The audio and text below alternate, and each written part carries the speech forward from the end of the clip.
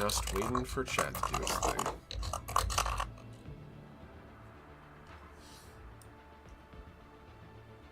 I don't remember opening that window.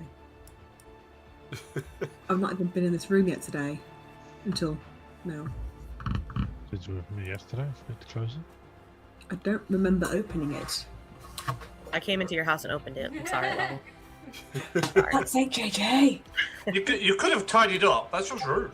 You know, I walk the dogs or something. Like, I wanted to, but then I felt like I was overstepping, so I didn't. oh, so a window opening was fine, but you know. Yeah, you know. Oh, that's just like a little bit of psychological. Listen, I came, I took one of the dogs, and I was like, no, I feel bad if I take one of the dogs and we put him back. So I put the dog back, and then I just left. They've been on the road for 6 hours today, so you really could have. The boys have anyway. Darcy came out with us. We went to see someone's little guinea pigs. We showed the piggies. Aww. Oh, so the boys. Oh, I'm guessing a Did you random L feel- then. I'm guessing a random L. Yes. Yeah, we didn't see a random L or the partner, but we saw the little piggies. Hey, the most important part. We were The asked to go and feed some piggies, so we've been So inspecting. you went to their house. They're nearer to me at the moment. Yeah. Yeah. But piggies! And they're so cute. Piggies. Did they No, scream? They did. I did first go there though, doing the. I'm like, Yeah. They're very adorable. and they're like, we don't I want to just talk to snooped you. around their house. I did Yeah, absolutely you just went for a I was snoop. just nosy. It's They were doing the don't want to see you, don't want to see you, and I was like, but I've got Right. spinach. We will see you now. Yes. Like, legit, I went to one side of the house, came back, and an hour had passed. It's fucking ridiculous. It's a Oh my big. gosh. and then you go upstairs and go, fuck me. And then there's a we're going second upstairs. house. The spare house in the house. Okay. You know when you go up the stairs, there's the long corridor, and there's like the big step at the end. That is where the mate fell over and disappeared behind a mattress.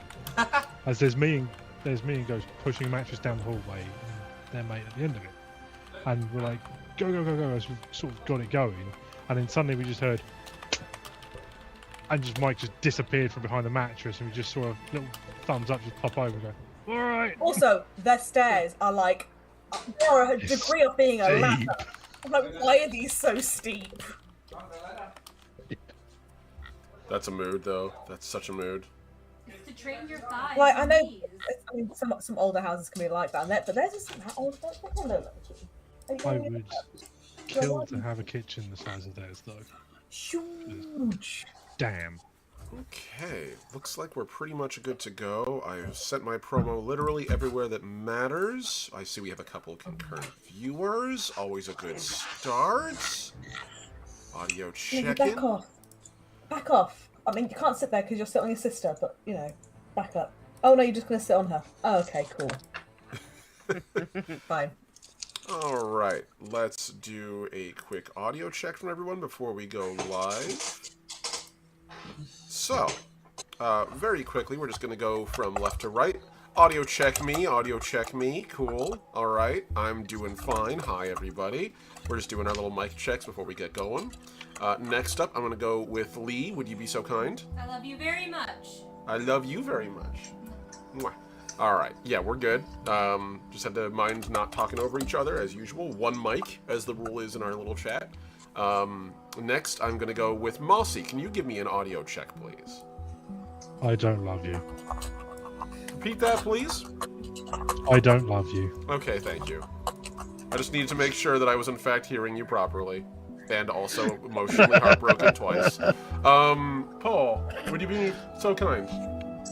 Hello there, my name is Paul, aka Absent, and I do, in fact, also love Omni. So, yeah.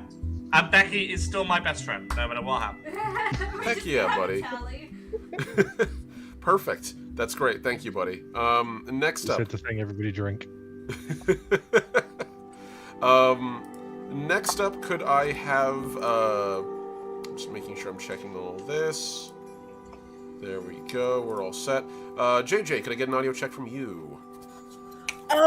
Yes, my boyfriend came and visited me this weekend, and it was awesome. And I happened to say that I loved Lolly, and he was like, "Damn, now I got competition." And I was like, "Well, it's a different kind of love, but okay." Oh. I'll take it. That's awesome. I love that for you, JJ. I'm genuinely happy. Thank you. And then finally, Lolly. I'm feeling very loved right now, even though the only person who loves me isn't even the one who's my husband in the channel. You know, it's fine. I love all of you. You're all amazing. And that was a crystal clear mic check. So, without further ado, let's launch into it.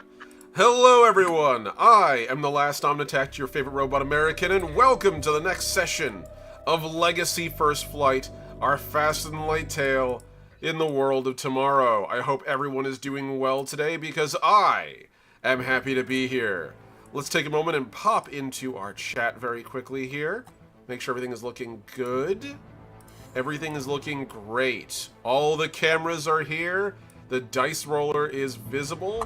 And I think we're all set. Heck yeah, I love this. I need to make sure, like, can I see everyone's dice? I want to make sure I can see everybody's dice. I think that's under graphics. Oh, no, it's under dice options, I think. Enable 3D dice. Cool.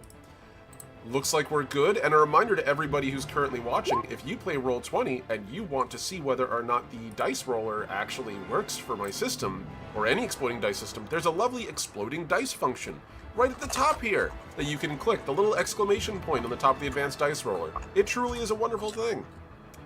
Alright, looks like we're all set. And Bon, I'm just checking, did you roll your dice for today? I don't like that look. What is it? A 6. A 6, and how many times? Twice. You want to re-roll that with a mode or not? If I can. Yes, you can. It is an attribute die. You know, as far as I'm concerned, you're literally disadvantaging yourself for the session by using Wow, that was worse. I'm sorry. Probably best not to roll again. What did you get, a 5? A 1. Oh my god, I'm so sorry. That's fine. I get extra months because of Child's one. I mean, the other one. Yes, that is true. You're good. Destined. Yes, because of Destin. That's good. So at least you're back to regular. You're back to normal for everybody. Alright, so, without further ado, who wants to do a good recap for all the players and the people who missed? Preferably like a nice encapsulating recap for our players. Whoever does. If you do well enough, the whole party gets an extra point of experience at the end. Louis was in charge of babysitting a couple of people. This is true. That's all I've got. That's all I know that I did. This is very true. This is a very accurate summary on your part. I'm just having a slow computer minute while it just thinks about its life without opening the information I want. Bear with me. Isn't that a mood? I feel that. Marcy, what are you going to do? What Right. happened? Other than entering into the campaign in one hell of a blazing fashion, being hurtled by Oren at the planet in an old Anazali drop pod, swearing profusely on re-entry and landing right near the party as they had exited after regrouping with after they had regrouped after speaking to the Kaminotians, Attore and Ara from the JSA, and were preparing themselves to rearm before heading to the grove of the map that Louis got from the daughter, I believe it was. Mm-hmm. Yes. That is correct. The daughter being... I actually have her art right here. Wait, I don't. Give me a second. I actually do. It's just... I gotta pop over here. It's just hidden. It's okay.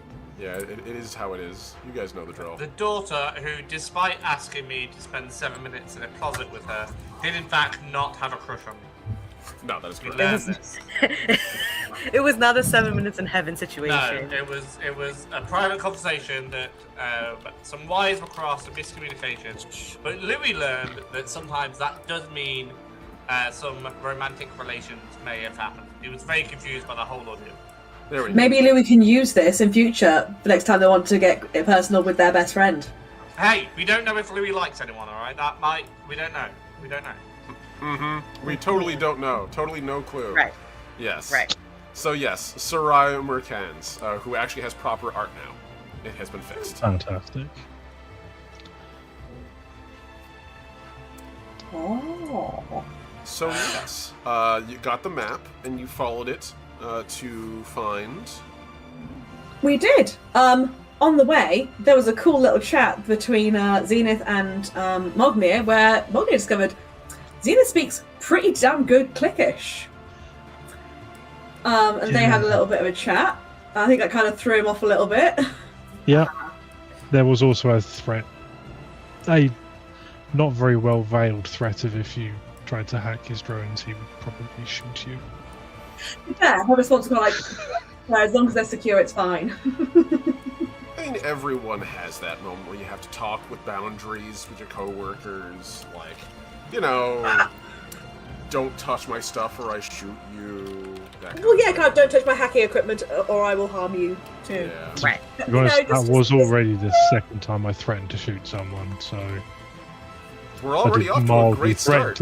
I did mildly threaten to shoot a Torre if he tried to take whatever relic we discovered from us. Yep. Yeah.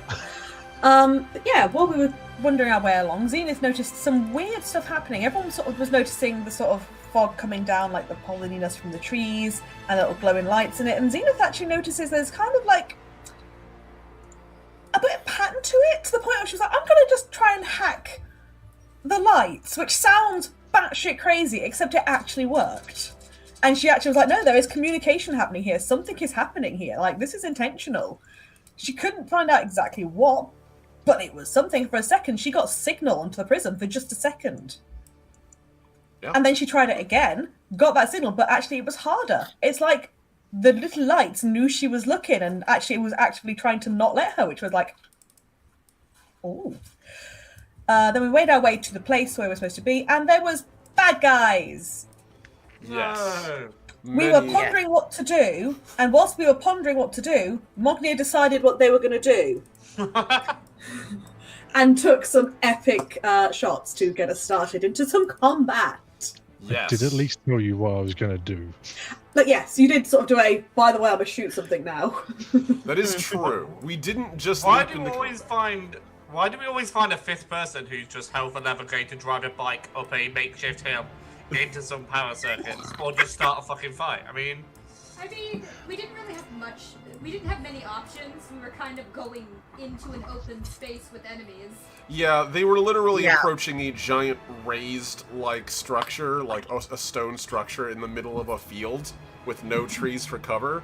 So it was kind of cross the terrain, like cross the open killing field, or shoot first. And Yeah. Mognir, I intentionally was like, I wonder how you guys are going to handle this. Is it going to be a stealth encounter? Are you guys going to try something a little more cheeky? And Mognir's like, no, I've got a sniper rifle with an effective range of like 2 kilometers. I will shoot them around the curvature of the earth. And I was like, okay, that'll do. Yeah. It worked really well. Yeah, no, there was still some stealth, because Mognir did it with a bunch of camouflage on the go, so it was just sneaky. And then Zenith also did some sneakies and was just around the corner, hacking the heck out of everybody, and occasionally doing a couple of epic shots as well, because she can shoot. She's not just a computer lady. She does the other things right. too. She does It's the true. pew-pews too. Mm-hmm. And not Speaking of doing the pew-pews, Yep. for the record, not necessarily Becky a exploded platform. things. It was a raised stone structure in the middle of the field. So like it was a natural formation. Denver J. Henge. So continue. Sorry, a henge. Yes. Continue. Becky did some epic stuff with the science rigs and was just kind of like, I'm gonna blow things up here now. I'm gonna blow this one up here now. Screw you in particular. And the extra screen in particular was from Amaya, who was like, I have a grenade launcher. Have a grenade for you. Have a grenade for you. You have a grenade. You have a grenade. And generally, we just kicked the shit out of them, and it was quite fun. You really did. I was actually pretty surprised how effective it was, especially since this was your first time encountering Praetorians, which are like the big badass hard suit fighters. We did get some upgrades though. So. You did get some upgrades. You did recently spend your experience, and you all had hard suits now, and a whole bunch of other things too, so you were all pretty well equipped for this fight. I'm very glad I didn't accidentally kill you. Us too. So yes, a fight occurred, and then a fight ended as you guys pretty handily dismantled them. Nice. And Tree Man. Good job, team. I was gonna say, there's one big thing that happened at the end. I was saying, we know the big thing happened at the end. I didn't know if you wanted to do the big DM reveal moment. Okay, Or I fine, can tell fine, it. fine. You know what? But, That's like- courtesy. That's courtesy. It was cinematic. It was a big, exciting cinematic. Like, you clearly been building this for months moment. So we're like, no, you recap your big moment. That's fair. That's fair. I appreciate that. That's the best reason I've ever heard for pausing the recap. Everyone's going to get an extra point of experience at the end. Thank you very much. That's a solid educational recap for the whole team.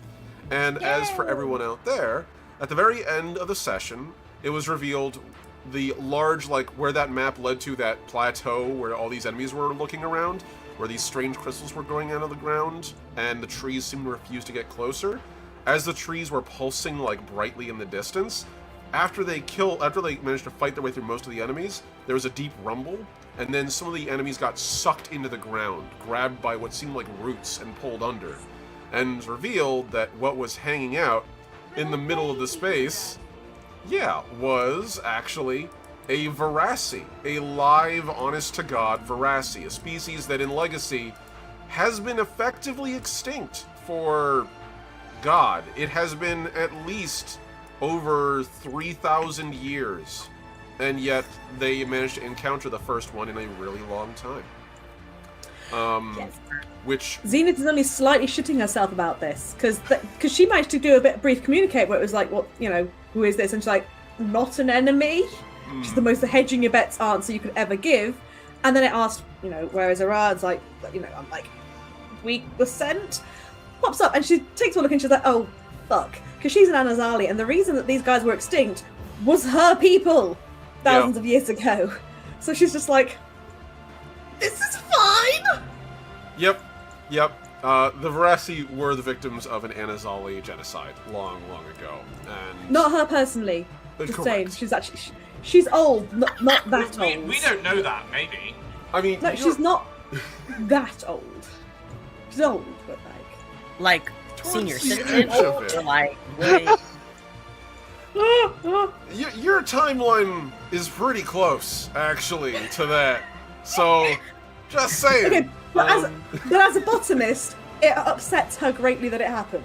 Yes, most modern Anazali were not the ones who decided to commit the genocide. They're the children and the survivors of that civilization, not the ones who drove it into the ground. Which this eventually, First to Greet the Sun, basically told the party, all right, take me to my friend. Friend being Edu. And that is where we're going to pick back up. So, at the moment, You are a filthy dog. Go lie down. I'm going No, to... he's done an intentional roll in something yucky. Icky. So,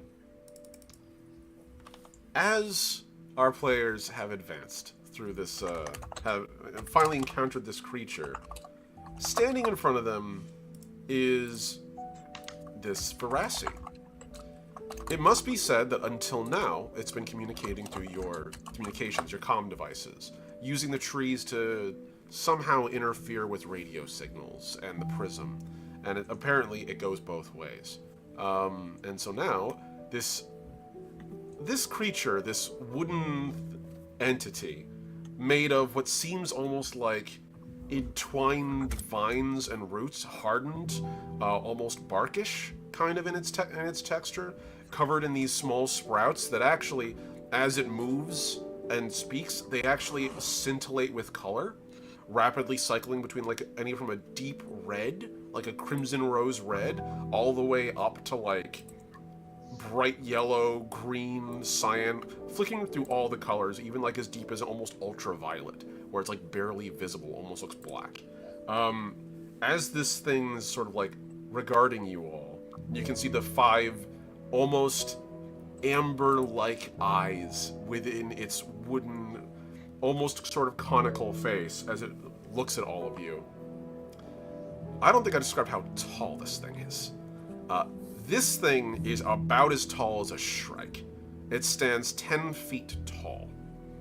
It has, at the moment... Everyone looked up. That was beautiful. It stands roughly 10 feet tall. it actually doesn't seem to have a fixed pair of legs. Instead, its legs are combined with whatever tendrils are down below. It seems as it steps to go between 2 and 4 legs, but it often stands tripodally. And when it's standing still, it kind of just stalks itself out into a mono leg. It literally seems to sort of adapt as it's moving. One leg. So this thing looks at all of you, and I'm going to say, for convenience, and to save us time, Louis, you heard the distant sound of gunfire in your mech, and after no one being at the drop point, and everyone there being like, we can watch ourselves, go check on your friends, you probably motored straight there to their defense. Is that an irregular assumption? Nah, fuck 'em. Yeah, that's absolutely fine. Yeah. Perfect. Alright. Louis, you hover over the tree line just in time to see, standing in front of this stone, like, it almost is like a stone donut, really. It's like this big raised, like, sandstone sort of structure, and with like a cave in the middle, but standing in front of the cave now is this big, tall tree man thing, and the party all in front of it. Question: are there any markings on the stone? No, actually. Okay, so it's just smooth stone. Yeah. If there was ever any, like, markings or anything, any carvings, it literally looks like a natural formation. Or at least it was caused by natural tectonic forces. Saying it's natural while this thing is standing here is... it's a bit of a debate, isn't it? I mean, he's made of tree, so he is the most natural. He's natural in the physical sense. I mean, you know, we're made of flesh, but that doesn't mean us interbreeding dogs was natural. So, just saying. Sure. that's the example. So. Becky will immediately approach if she can. Yeah. She's still in her hard suit, but since they're still communicating through the comms. They stopped speaking through it, but you can presume it can probably understand you, clearly. Okay. Yeah, she'll just be like, "Oh my god, what is your name?"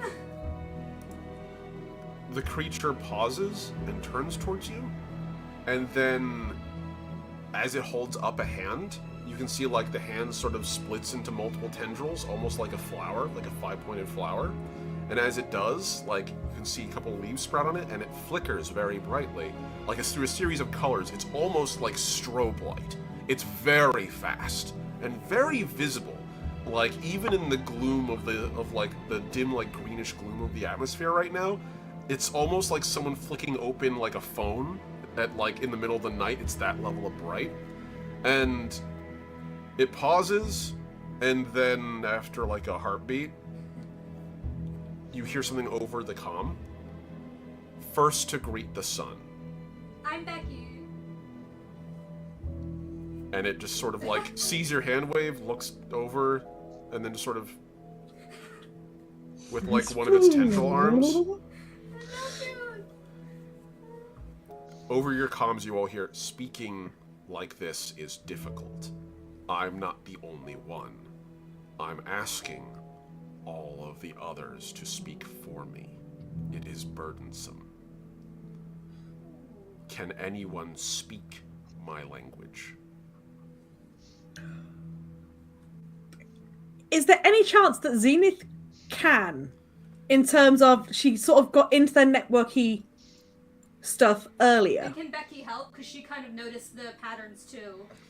I would say at this point, Becky, I don't think you can help with this, because you sort of observed that the patterns existed, but you didn't, like, crack them in any meaningful way. However, Zenith, you did. Also, Amaya, you're a negotiator. Yeah. Yeah. If anyone's been trained in the chromatic speech of the Veracity, it'd be you. So I'd say you can roll negotiator roll, and if you'd like, also Zenith, you can roll a hacking roll, because you'll be using your hacking module to try to interpret the color signals based on what you saw with, like, those electronic communications. And Amaya, it's you trying to recall, like, Veracity 101, a tiny, like, class you maybe took on a lark during your training at the Also, this is like How is your ancient Latin? Yeah, Right. exactly. Do you speak Assyrian? I took like one took of my one classes semester. touched on it, yeah. I took Italian. I can't speak it. I took Am I nearby? Am I far away on the map? You, I presume, are approaching. Like you could be here right now if you want to be. Before I approach, apologies. Am I in Mechy? Did I bring Mechy? I presume you're in I think Mechy. so. Yeah, I think. Otherwise, Yeah. it's a really long jog for me. I'm gonna pull out the branch that I obtained. I'm not out of eyesight. I'm not gonna I'm not within eyesight. Has it changed in any way now that it is in within the vicinity of, let's say, an ancestor or a descendant? It has, actually. The branch is actively bloomed. You can see Here is that the it's- arm of your family member. It's literally grown 5 petals off of it, and whenever First to Greet the Sun speaks, it mimics that color pattern. That's wild. I expected it to change. I didn't really have a plan for when it did. I'm going to keep the fact that I have this hidden, but I am going to approach. If I get noticed, I am going to at least unhook the hood of Mechy so that this First to Greet the Sun can see that I am not a giant mechanical threat. Okay, that's fine. I don't want to, machine attack tree, because that feels very Avatar bad day. Yeah. Well, you have 2 That's fair. James Cameron, I guess 3 James Cameron movies now to know why it's a bad idea to fuck with living trees. Metal attack. There's going to be arc, more. Not ideal. Oh, yes, there will be. It never edited at all the same movie, but that's not the point. Maya, you also have your negotiator die, I wanted to remind you. So don't forget, you do have mediation here. I will let you roll that. Oh, But yeah, I'm gonna leave the tree, the branch that I've got hidden, because as my comrades have said, hey, here's an arm. Doesn't feel like a great way to negotiate peace. I'm just gonna shout out, everyone okay? Real good? yep. Sweet. Thumbs up from Becky. All that matters. Nailed it. Who's this guy? Is he with us? Is he new? Yeah, we're figuring it out. Ally. Yes. Is he like an ally that's not really an ally, like the JLR members? No, JLS? We're I know who they are, the K-pop fans. JSA. Okay, he seems to know the initials of the people. Are you with the JSA? Me? No. Yeah. Okay. Are you with the Adazalis? I'm what fell in the drop pod. Okay, there was a drop pod. We're learning. You did very briefly meet. You- Very briefly. Yes. But also, I figure that Louis' attention span was not focused on that moment. It sounds about right. He may or may not have ADHD. It's hard to tell. So, I'm going to pause very quick. Maya, what's your total roll? And Zenith, what's your total roll? My total roll is awful, so I'm gonna use a moat because Yep, you roll that. that was bad. Amaya, what did you get? Am I only supposed to? I'm confused. Am I only supposed to just roll the d6 for mediation? So, let me open Just this the up one, for you right? because we actually do, in fact, have a tool for this now. So, Oh yeah. and- you have your I have a training mediator sheet, sheet. right? Yep. And it tells you exactly how this roll works. So, Okay, hold on. you're a field mediator, and in this case, you're using your mediator doctrine of accord, because I don't think you're trying to manipulate the tree man. I don't Nope. think that's the case. So, in this instance, your die roll is your relevant attribute die, which is in this case willpower. So D12, and your luck die D6. Take whichever one you want. Then add your mastery die, which is a D6, to whatever the result is. And then you just add 4 because you have your, I would say political affairs applies here. This is literally a first contact scenario. Congratulations, Voyagers. This is your first contact scenario. Oh my god. Exciting. Okay, so I'm just trying to process all of it. It's our first time, I think, really doing this like actually right. Hold on. Yep, you're good. The other time I've been winging it. it is nice to actually have player aids. That it is a relevant tool. Okay, so I'm gonna take my D12, Hmm. my D6, and then add my 3. Yep, 4, because you have your negotiation Plus 4. and political affairs. Okay. Let me advance roll this bad boy. Let's do it. And you can put exploding dice on there too. For some reason, it won't let me take it off. This is also me trying to figure out how to do roll 20 in a complicated way. I mean, ain't that a freaking mood though? Okay, I'm just gonna roll them all one by one and we'll figure it out later. Okay, sounds good. Add my D12, my 6 luck. Oh, your 6 which exploded. explodes. Nice. Let's go. Nice. And then my plus 4. So, what is that? An 8 plus a 9. Yep. So This that's is 17. 17. And then plus 4. 21. Nice. Right, yeah. Good shit. So a 21. Well done. Yay! So, we have a 21 for Amaya, recalling, and now, Zenith, what did you roll?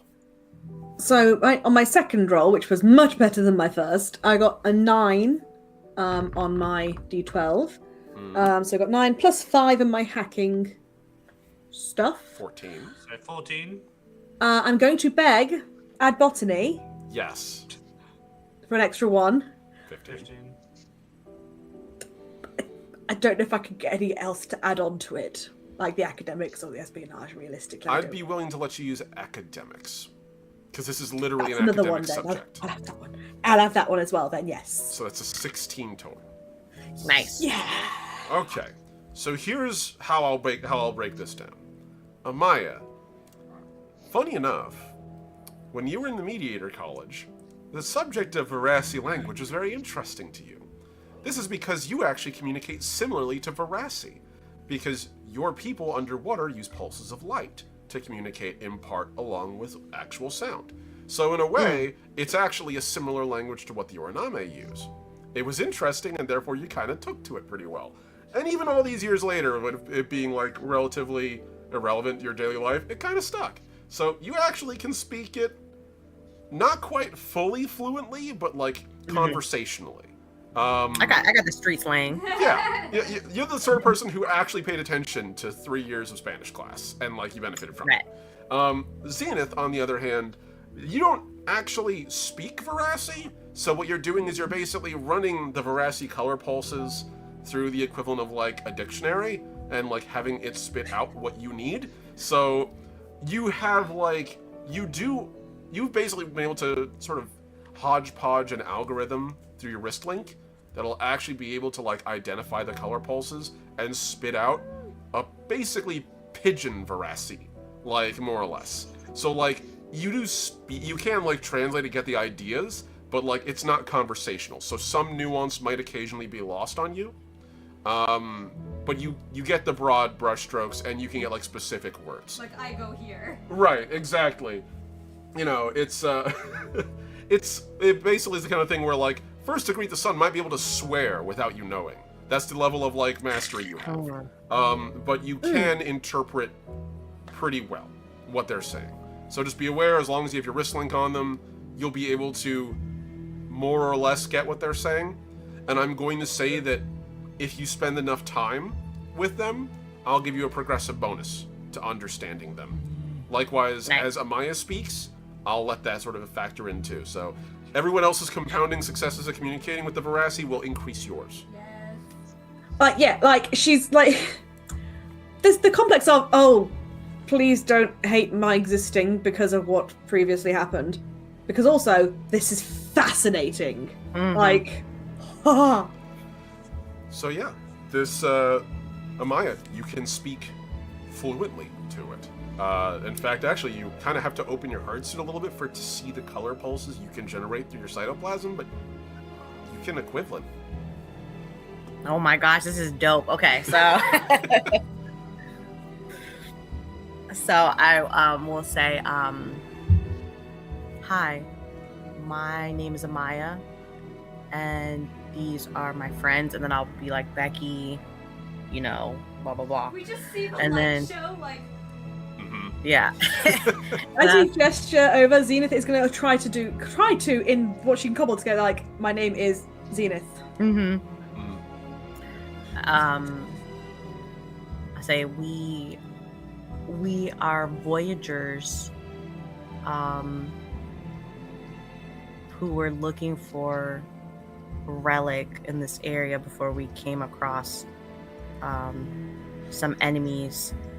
Are you okay? Are you hurt? You can see that First to Greet the Sun is surprised you can speak its language well. Like, immediately, like, it had just asked, like, does anyone understand me? It didn't expect fluency. It expected, like, oh, someone can, like, you know, we can... It was expecting, basically, the beginning of that Alien movie a few years back, where literally it's just, can I speak squid? Then the whole movie is, like, 2.5 hours of figuring out how to speak squid. Yes. You know, it expected... Contact. Yes, Contact. Fantastic movie. Yeah, no, as it, like, it pauses, tilts its head, and you can see, like, its amber eyes, they can't quite blink, but, like, you can see, like, it has almost, like, nictating membranes a little bit, like, vines sort of slide over it to, like, lubricate them a little bit. okay. And it speaks back to you, holds up its hand again, and it kind of color pulses again through the hand. You can see, though, that it's also doing it through its leaves. The hand is really more aimed at Zenith, so that Zenith has, like, an easier read on it, because it can tell, like, you're doing the color scan thing. It goes, relic. Oh, technology. Yes, I'm familiar. My people's technology would be relics to you, wouldn't it? I am okay. But there's no technology here of the sort you would call a relic. I might be the relic.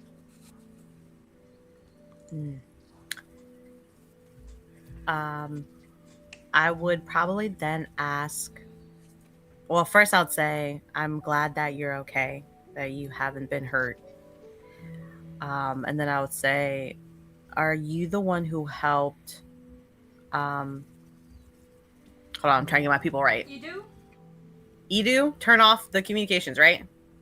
Was it Yes. Ida who turned it off? Yes. Yep, it's Edu. Yeah, okay. Just making sure I got my peoples right. All right. You're good. You're good. I got you.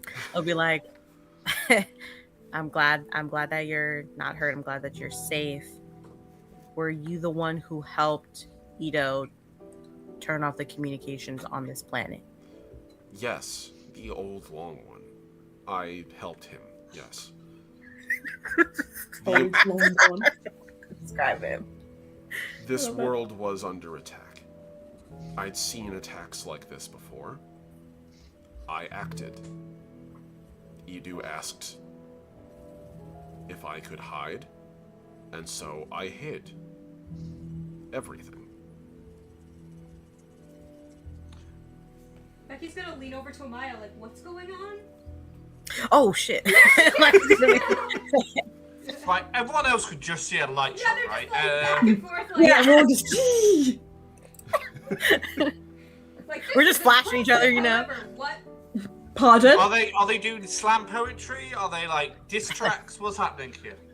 I'll Can I have actually to. just ask? I'm sorry, but in that language, does the names like Edu have its own series of lights, like Paul to Paolo, or is it just the word Edu, like Paul to Paul? So that's an interesting thing. Both, actually. So, It's two like sign people... language, right? Kinda, yeah. So two of you, again, one of you knows how the language works, the other one's kind of approximating it. As it's speaking, there's like a combination of like deep groaning sounds coming from within it as it's shifting. But when it comes to the name Edu, there's a color pulse which approximates the sound pattern of what Edu is in like a spectrograph. So, right. And in addition to that, you actually do hear it vocalize Edu, but it sounds like trees creaking. So it's more like Edu. And it's like this deep, resonating chamber sound. You do. I know that guy. I got Yeah. you do. Again, rather than Amaya having to sort of stop the very definitely functioning communication, Zenith is just going to sort of lean across like, she's just introducing us. There is no relic. He is the relic. He turned off the communications, asked to hide things. He, well, did the most effective version and hid everything. Yes. So she's kind of just running a little translation, so Amaya doesn't have to keep stopping and. Yeah, Becky was just gonna lean over on Zenith's like pad, like I'm trying to copy this, like mimic this into my own program. Theoretically, you could broadcast that if you wanted. Like, you have access to team comms, so like you could. Have... Hey, you got this. The easiest. Oh, yes, here you go. I have some very. At this range, you do. At this range, like it's direct line of sight. You can do that. Yeah, since we're so. I have some very irrelevant questions that I will hold on to. Wagner is absolutely confused like fuck right now. And he's just glad that he doesn't have to shoot this thing. So it pauses and then gestures to you. You're not from here. I don't recognize you. You say you're friends of Edu and his people. Are they okay? Edu again. I got Edu. Just like Becky will point to the program that Zenith is broadcasting, like. Oh shit, that word! I'm going to ignore the program. Just watching the light show. I'm just like, I'm getting Edu every now and then. I'm going to work this out through pure force of will. Yes, he is okay. His people are okay. And then I'll kind of say, they are in the midst of fighting these enemies. So I am assuming that they have lost some people. I do not know the number. Ito is kind of keeping things a little bit close to heart Hidden terms. There's a pause, and it sort of like looks a little bit to the left, away from you guys, and then looks back over at you, Zenith. And it raises one hand and sort of points towards you, not accusationally, just gesturing at you. And I say hand, like gnarled root structure that approximates fingers.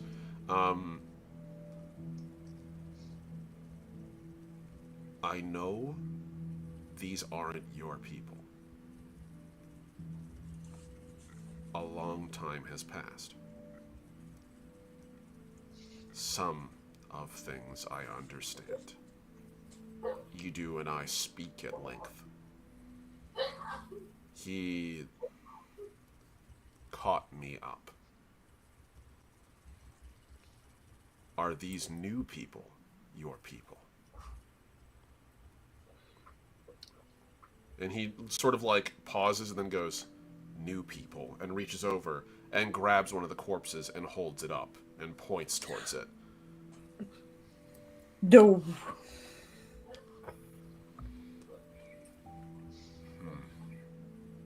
And drops it again. Obviously, you're not here to hurt me. They're here to hurt them. Is that right? Yes. Yeah, affirmative. Yes, yes. I rarely hope Yes. nodding and shaking translates correctly.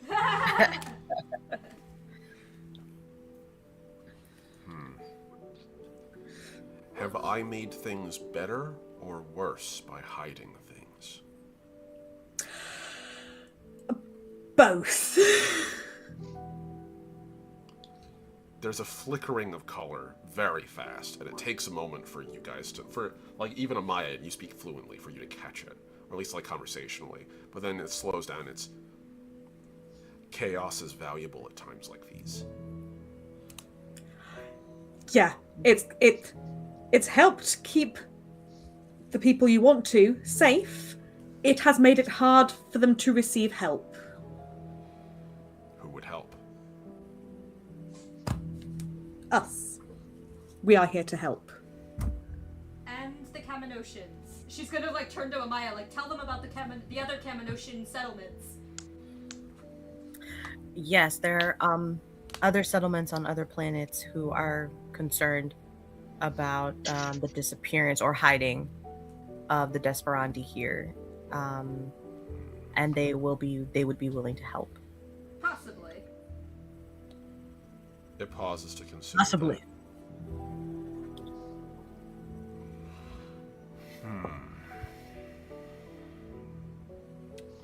I have been told there are differences between these common oceans and the others. Am I wrong in assuming that Desperandi don't want help from outside? You're correct. I would say Ito probably doesn't, but there are a few in his care who would like the help. They certainly share a common enemy. I must speak to Edu about this. And, like, mid-sentence, he begins to stride in the direction of the settlement. Oh, bet. Okay. He's not sprinting or anything. Like, it's a steady pace, but, like, it's a very clear walk. And, like, he's walking as the, like, Yeah. I'm gonna say this, Louis, you have, like, your computer system inside your mech actually has, like, the ability to record, like, more or less the topography where it goes. Normally you'd be tapping into, like, some sort of satellite network, but there is none right now. But you're sort of, like, mapping as you go, and you can see, like, the direction that the Verasi is walking in is going to lead straight to the bunker. He's, like, walking as the crow flies. He's not going through a path. Guys, I don't know if we should let him go that way. That's back to the bunker. We'll go with him. Yeah. We'll go with him. We'll escort him. Hey, first to greet the sun. It pauses and immediately turns around. Yes. Okay, somebody else can speak now. I've got this. I understand you. As we have the Good. Yeah. She's like, Becky will. I'm gonna walk over to it because I feel I was like. gonna say, yeah, I gave you access to read it. She didn't give you she's not get giving it you all. the full hacking to do the speaking kind of thing. Like, That's fine. I can communicate with the tree. I It, understand. it holds up its hand. It holds up its like gnarled root-like hands again. No, I understand your speech. The communication is for you to know me. Okay. Damn. Do okay, that's proper Louis, fine. Do you have young, Oh. like, children? I don't know if that word translates. It gestures around it. This world is our children. I'm just gonna check my feet. Like, I hope I'm not stepping on anyone important. We are Do you, hardier than you think. great grandma Probably, yes. Edith right there. Right, like the whole thing. Right. Do you have a maturity phase? I am going somewhere with this, guys, don't worry. Do you have a maturity phase? He pats himself. Yes. Implication is you have an immaturity phase, and sometimes what people want and what people need aren't the same. Does that make sense? It nods. I follow your metaphor. What Udu wants and what Udu needs might not be the same. And as his friends, sometimes we need to give him, or we need to go against his wishes for his betterment. Make me a negotiation roll. I'd really rather not, if I'm honest, on because, like, fine, negotiation, that If you will is keep all these profound things, my love. under N. If you don't have it, then it's just willpower. Willpower, that is under W. Should I assist? I'm going to presume, Amaya, you've been helping. You can, if you want, jump in to help. Is negotiation still called negotiation? Yes, it is. Sorry, I can't read. I can't read. It's my fault. You're good. Again, to everyone who's watching right now, we have brand new character sheets. They're actually the final versions, and this is like, for Paul, the first time that he's ever opened up the new character sheet. It is, and it is also the first time Paul has an exploding dice. Let's go! Nice. Let's go. I rolled a 16 with an exploding Nice. D8. You gotta love it. Also, why the hell do you have the old character sheet? Also, can I note that Louis? Yeah, I do on Yeah. I do on D20. I'm using the one that I saved and filled in myself. Okay, good. Yeah. I Oh, don't that's right. like using D20 dice because I spent a lot of money on my own dice, so I'm gonna use them. No, that's very fair. That's very fair. So you rolled a 16? I did. Well, I rolled an 8 and then another 5. That's 13. Right. And I have a +3 to willpower, so it's 16. Yeah, that'll do. I did the math. I'm quite good at maths. But also, it should be noted that the past couple times, Louis' negotiation has come in clutch. Like you got the It JSA really has. and the Kaminotians to chill out. First degree. When Louis sorry. pays attention and his ADHD locks in, he's on it. And he and Paul don't like doing it that often. It takes a lot of brain power to focus. The tree creature pauses, and then you can see, like, they're thinking about it for a moment. And then it turns around. Edu and his people are not the only ones to consider here. That's true. But I take your point. Edu is hurt. Edu knows the shape Inside. of grief. I'm familiar. We are familiar.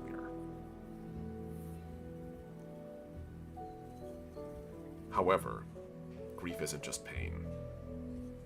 It's wisdom. Edu knows more than most what can be lost here. And I know more than he does. At least in that shape. But he is losing. For now. He didn't have me. Yeah, just, you hear the background music like da da da da da. Our music starts to play. Sorry, first to greet the sun. Is there many of you, like in the maturity phase? Like everyone is your child, or everything is your child, but not everything is you. We are new. You and I. Our relationship grows. As time happens, it may bear fruit. But it is still blossoming. Such knowledge comes with maturity and time that you do not possess. But I will say this. Zenith's people thought to slay us. They are, and always have been, very arrogant. Individuals bear wisdom and kindness. And he turns over to look at you, Zenith. And compassion. We know this. Our feud was never with the Anazali people. It was with the Imperial. But yours is not the first to try to slay us. You can no more kill us than you can kill the coming of spring. We are merely rising again. But now, they know that we're here. And he begins to walk again. And as he walks, he steps on an old felled tree. And you can see his one of his legs sort of wraps around it and splinters it underneath him. And they defile our grove. And they threaten what comes. We appreciate the need to go and defend and to find Edu. Can we just recommend this route? Please. It pauses. And you can see, it literally exhales. It It is so just- tired of our shit. Like, Yeah. No, it's not like exhale. who else is here, but those we plan to kill and those we must shield. Some friends, some corsairs, other groups Outsiders. that wanted to help, mostly. I mean, there are some that, you know, were just interested in what was happening, but others want to help. People we don't yet wish to reveal your presence to. We would rather that happen on your terms at a time that is better fitting than just suddenly. Maybe give you time to regroup with Edu and then decide what to do. Fine. Lead the way. Great, It I is not have a so big many diversion, I promise. I will give you the most efficient route. It holds up one hand, and again, like, it flickers color specifically at you, Zenith. I have all the time in the world. And I know about now, JJ, you're getting ready to head out. So Yeah. Can I just say how clutch it is? Like, Yeah, I'm gonna well done. I'm gonna presume that you're going to be going with the party, translating for them Yeah. until you return. I hope that's okay. Yeah. Okay. Drive safe, okay? Will do. See Everyone- you guys soon. Everyone in chat, wave to JJ. Bye, Jay. All right. So, with that, I'm going to say we've been going for a little bit now. It's been, what? About Almost an hour. almost an hour. Does anyone need to go to the bathroom or anything? Need a break? I'm personally good. I can carry on, but I can carry on too. I'm just checking. Good. Yeah. Okay. yeah, We'll keep pushing on for another like 30 I've minutes. already gone to the toilet today, so I'm good. Okay. You're like a snake where you're like, oh, only once in a while. Yeah, once a day. First thing when I wake up, boom, done. Get it all out. Fair. So, if that's the case, then we'll cut from here to you guys leading them along this other path. Yes. So, again, it's like an hour or so. Is how long it takes to get back to where you guys were. Like, it was actually going to be a lot longer, but now you have Louis here to ride on, and like again, Louis piloting a float-wing mech with handles on the sides, so it makes it a little easier. Get on, boys. Yeah, like it's literally kind of like a, it's kind of like a trolley car in a city. Like you just sort of hang off the side of it and ride along. It's a little bit faster. Is rolled up and is rolling along. Yeah, there you go. And you can keep pace, actually. You're that fast. At least in your 18 pace, so. So, first degree, the sun can keep up pretty quickly, actually. Like, if you open up the throttle, you know, they fall back a little bit. But, like, outside of that, it's pretty surprisingly fast. You didn't expect it to be that quick. I'm going to presume that's Louis' mech. We have apologies to everybody. We have to have the windows open. Our AC is broken, and they still get to fix it. So, Mackie, what are you doing? Why are you making weird sounds? You okay? um, Turn the radio up, then you can't hear it. It's fine. yeah. Becky is asking him so many questions on the way. So, you know, as you guys are walking along and it's striding, it's sort of keeping pace. So, Becky, if you want to ask questions, Oh my god, ask so a many. question. Yeah, how many eyes do you actually have? It pauses and turns. Not true eyes in the sense of yours. Complex eye spots. These are, and you can see like it brings one of its like tendrils up and it actually pokes one of its eyes, like resin. Hardest part of body.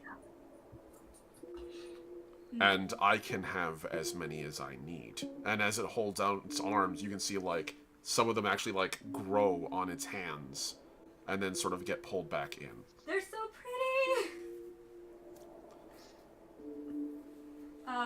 Zenith character thinks that's amazing. Player Lolly Right, gets freaked yeah, out by as a eyes, so player, he's just you're like, oh my god, so many eyes. I'm trying to think.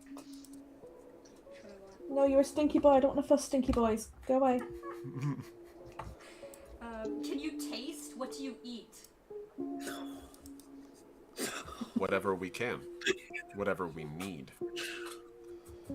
It pauses again and sort of like stretches out its roots. we can break things down and consume them. So, soil, plants. Like fungi. Yes. Animal matter too. With time. Do you have preferred pronouns? We are not like you. We are singular and communal. As we grow, we become more vast. I am still mostly singular, but there are enough echoes to justify they or them most accurately. We also don't conform to your reproductive structures. So, Valid. moment to moment, I could be he or she or they or them or it. They, them is best. Did you come up with your own name, or did someone name you that? I was gifted my name. By who? Other Verasi. What are they named? Their names? Their Just names- one name. I'm trying to get the naming structure down, because first to meet the sun implies, like, you greet people, because, hey, first to meet the sun, great name, act. Born in shade. Are you... Born in shade? Nailed it. Okay. Long gone. Okay. But good name. Good name. Yeah, 5 out of 5. Do you have a favorite color? It pauses, and you can see like it turns towards you, and like all of its leaves turn this like very pretty shade of like grass green, like a very I vivid, knew it was going to be green. yeah, it's like I a knew very it was gonna be green. vivid viridian green, like that. Nice. I like yellow, and like she will actually like pull out a color like marigold. A good choice. Make me awareness rolls, everybody, Oh boy. just to sort of keep me honest. Awareness is intelligence. That is a D4. Yes. I see exploding dice. That's Not from me, you don't. not from you, no, unfortunately. Don't forget you have your luck dice as well. Yeah, that was my luck dice that saved me. That's even worse. I'm so sorry. May I just ask either above or below table? A couple of things. Mossy, how do you pronounce your character's name? Mognir. Mognir. Semi-phonetically, sweet. Also, either above table politely or below table impolitely. Why are you here? What's your motivation to be here on the planet? Yeah, you can ask it. I would say ask in character. We are in character. Okay. After all. So new guy on the not me vehicle. Who are you? What are you doing here? Becky just How do you know Becky? I was born here. You. What are No, you? no, I'm asking Mossy's character. Oh, yeah, nothing to do with My it. apologies. fair. Miscontext. Go ahead. Yeah. It would be kind of rude to ask you who was born here. Yeah. Why are you Why are you here? here? Why are You you weren't here? invited, Fuck Slee. you! Get off my lawn. Sorry, yeah. Monkey, Go ahead, yes. How? Like, I understand now that you came in a pod as a pirate we've already met. But did we have introductions? Who are you? How do you know Becky? You'll hear through your comms as he is not going to stop rolling. Yeah. I was brought in by Oren to assist you with firepower when needed. Makes sense. Makes sense. We are lacking. We have me. You had not communicated for a while. I'm used to going places where you can't communicate. So he literally dropped me in to help as much as I can, or destroy anything that might have fucked you over. Things go boom in your presence. I like it. And you control the drones? I think I saw some drones on the way here. Is that right? I have 2 swarm drones which I need to replace. They are fucked. Okay, well, I mean, I think I repair Mechie every now and then. I can help if you ever need a hand. I might not repair Mechie. I might deal with it a third party, but we have a great third party mechanic if you're ever interested. It's nice. Good guy. I think he's making me a sword. He's also a critic. That's fine Well, yeah. and works for you. My equipment is dealt with mainly by myself. It's been tuned over years. Okay, alright, sweet. Well, if we ever make it back to the chat, I'll introduce some people. You seem like a violent fellow. But yeah, sweet. Good to have some firepower. We were lacking in that regard. We've lost a lot of teammates almost monthly at this point. Spend 15 years with your surface of your planet trying to kill you, you learn to be a bit more violent. Looks over at the first to greet the sun. Yeah, a lot of planets seem to have sentient life all of a sudden, don't they? It's weird. Well, I'm Louis. I'm the driver. I'm the pilot. Yeah. If you need a promotion, I'm your guy. I'm great at it. Yeah. Alright, cool. Right. Becky, where are we heading? to Edu. Ah, sweet. I know the way. Okay. So I have a question for you guys. Okay. This is important. So, he wanted to head straight to Edu. The path you're taking, are you going to intentionally go around where the JSA and Attore and his partisans are? Yes. Okay. Yes. That's fair. Are you planning on telling them where you are, what you're up to? We should. I think that we should. Yeah, we probably should. Like, Louis definitely thinks that we should, because Louis doesn't mind the alley. Yeah, no, probably not in detail, but just to say we need to reconvene with Edu. We will be back with you and communicate with you. Yeah, we have some new information we gotta handle. We've got to just quickly get back to Edu and check in. We will come back to you with the full information that we can give you as soon as we can. That is a decision entirely for you guys to make, because Mognir does not give a flying fuck. He does not know the JSA representative. Mognir is rolling! Or who the fuck Edu is at this point. He's just here. He's just like, yeah, whatever. That is true. You actually did not meet Edu. I don't know who Edu is. Yeah, you It's a literally name landed keeps here and being your first said, I have no contact idea. was a couple of partisans and a bunch of guys with guns. You have no context or of the social I situation. have met these guys, two people that they didn't want to have tag along, that I threatened to shoot if they took whatever we brought back was, and then off we went to go kill some resurgencies. In my I feel like- completely unbiased opinion, Edie was a cock. I feel Yeah. like that this is as much information as Mognir ever actually wants on a situation. Like, okay, point direction, go shoot those things. That'll do. That's all I need. Especially at the moment. He Alright, does not okay. know you lot that well. I'm Louis. Yeah, okay. Cool, alright, we're going to Edu. Yeah, definitely go around the joint syndicate. just sends a quick, just to Mognir message. Just Louis gets possessive of Becky's friendship, just so you are aware. You get a voice note back in Clickish. As he can produce this while rolling without anybody ever realizing he's actually sent a message. Is it going to be a problem? Or are they just odd? This is just the way Louis is. They are still efficient in their role.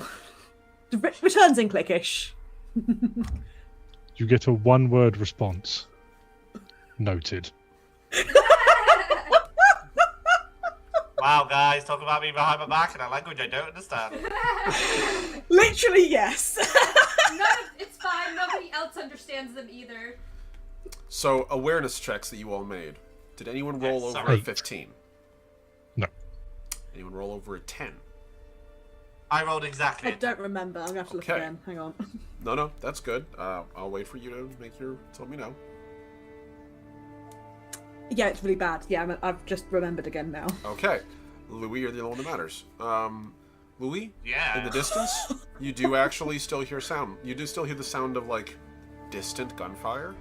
Not from the way you're coming, but, off in the forest, there's the sound of what you're pretty confident are anti-air cannons and bombardment. So, it's not where you're headed. It's not where you're going. but it is elsewhere. There is fighting going on the planet. I am going to bring Becky to a halt and sort of, I assume other people are going to at least heed at a slower pace of, hey, this guy's stopped. Yeah. The 2 people on me don't have a choice. Guys, there's gunfire and anti-aircraft from, do I know what direction with the tent? I would say make me an engineering roll. Normally that kind of thing's dependent on GPS and having a planetary, like, compass, but this planet's got multiple moons, and that, you know, anyone who's watched Dune, that takes computing to figure out. Under E, I only have evade. Is it engineering still? Yes. Yes. Should be engineering still. Okay, that's fine. With Louis stopping Becky and saying this, Mogner is going to unroll and spiral climb up the nearest tree to the top of the treetops. I rolled a 5 in total. Okay, you rolled a 5. That's enough to still keep the keep the like direction going. So yeah, it would be in the west. Mognir, make me a. In this instance, I'm gonna actually check your character sheet. I'm gonna say make me a. I'm gonna close that. Let's say athletics roll or survival roll. And yes, I'm willing to let you use hunting as a modifier on this as well. Oh, I will do survival, and I am in my hunting, 13, 12 plus 2. Okay. And luck die. So 7 total. 7 total. That's enough to get most of the way up. You're in a hard suit, so it's a little tougher for you to climb up some of these trees. Like, you have to find a really thick one, or else it'll sort of splinter under you. Yeah, he was expecting that. Yeah. But you do manage to find one. Like, it'll do fine. Don't mind me, I'm just actually uploading. His main thought is he was trying to get high enough to then look in the direction of the sound through his rifle scope. Oh, that's fair. To try and get a proper look. That is very fair. Oh man. Looking at that. From where you are, I would be willing to say you can see from where you are. Make me an awareness check now. Cool. So this will now I actually have some decent bonuses because I'm using my scope. Yes, you do. This is why having a scope is nice. This takes me up to a +7 onto the roll. So goes I'm very pleased to see folks actually using this stuff correctly. It makes me very happy. 12. 12. Okay. It's not too bad, actually.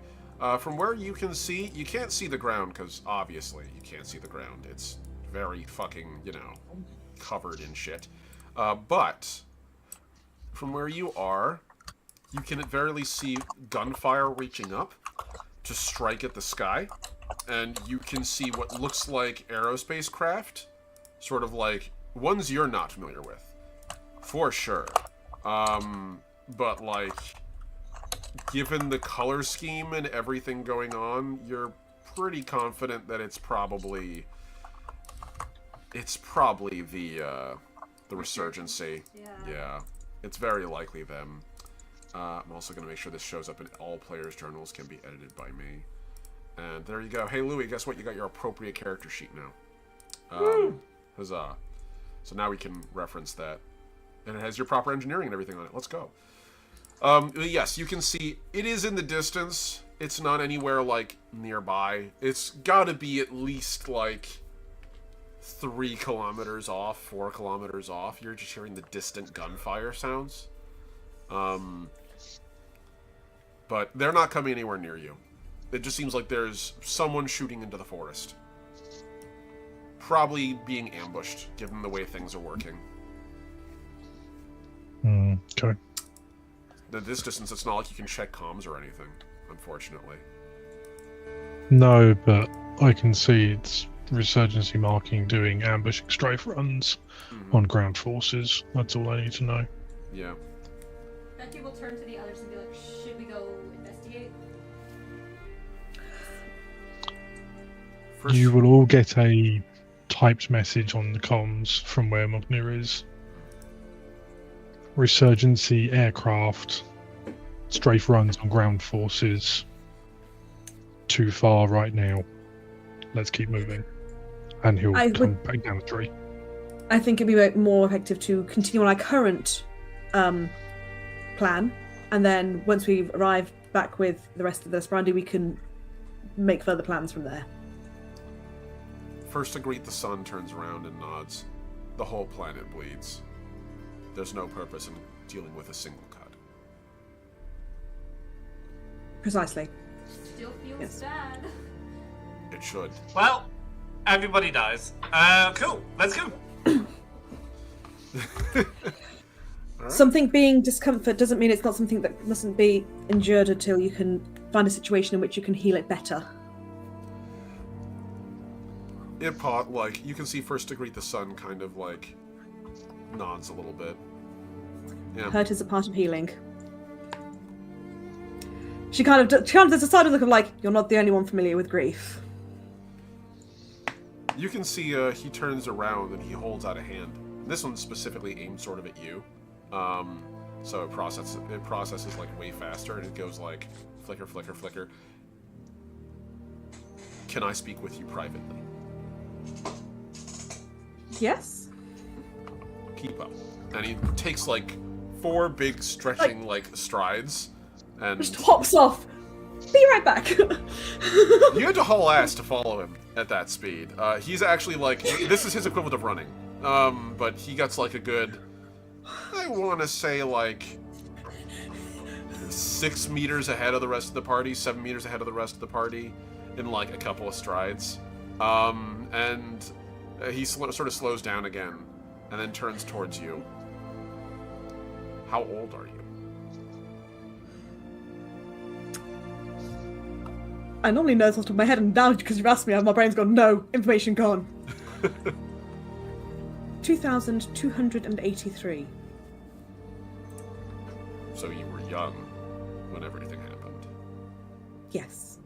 It shaped the earliest years of my existence. Have you ever met one of my kind? No. No. I had heard much and researched much. I have spent many of my more recent years researching botany, actually.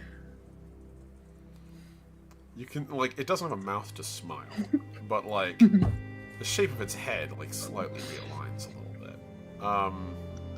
That's cute but horrifying in equal measure. Interesting.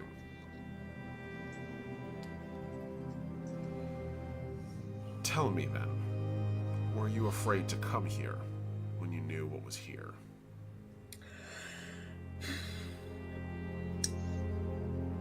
It wasn't until we arrived on the planet that I began to realize just where I was. At that point, I felt the collective guilt and shame that one feels when one's people have done horrendous things in their past, even when you as an individual were not involved. Pain is part of healing, as you said. Indeed. What do you know of us? What did they tell you about us? I don't remember word for word everything because it was a while ago, because it was before Christmas, but she basically kind of gives back the information that I had earlier about the whole what was done and the force that forced you're all just going to put yourself into death mode now. You don't have a choice. It's this or we burn you kind of thing. So she kind of exposits as much as she did know.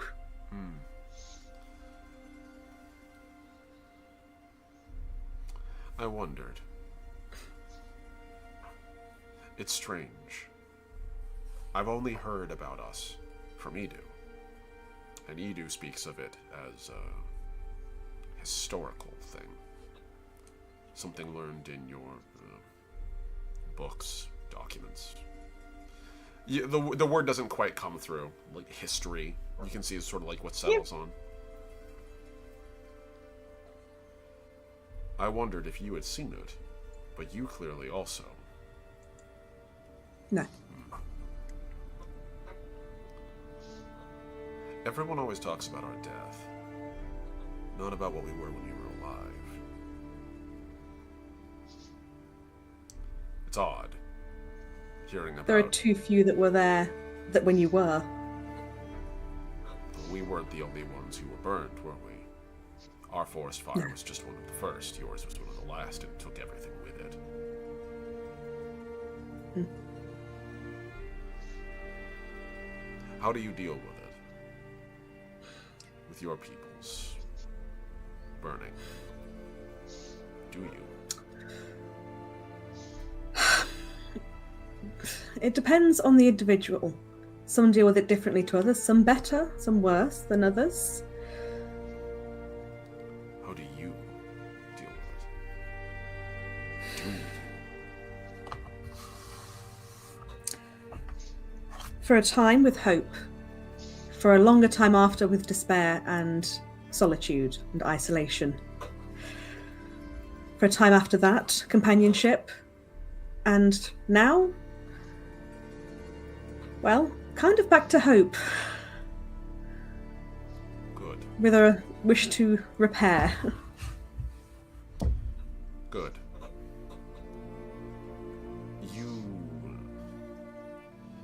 Your people, most of the transient creatures, your perception of time is different than ours. Odd. Yes. You don't see the true depth of time, even your people. You don't share your history in the same way we can. I don't see the beginning of my life. I see many generations back. You're able to recall. We share our family's memories. The grove keeps the past. As we get old, we lose ourselves in the noise, but memories remain. They recalled, remembered. And the saplings hear those thoughts and grow, and they recall them. We never really lose our past.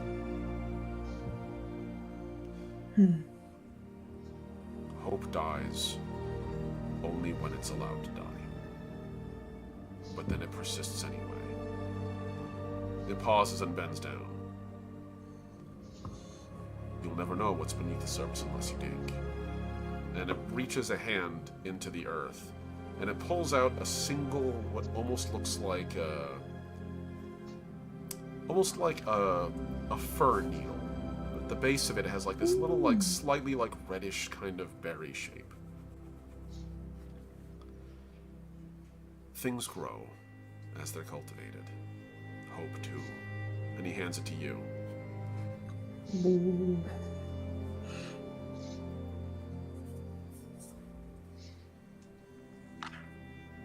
If you need it, it'll grow.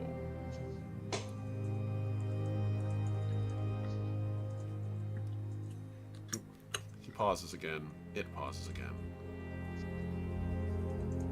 Your people aren't dead yet. No. Sorry. She's wiggling and it's weird.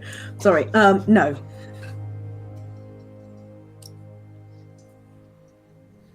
Well, my people, as in Anzali, no. Many of my people did. All of my people did.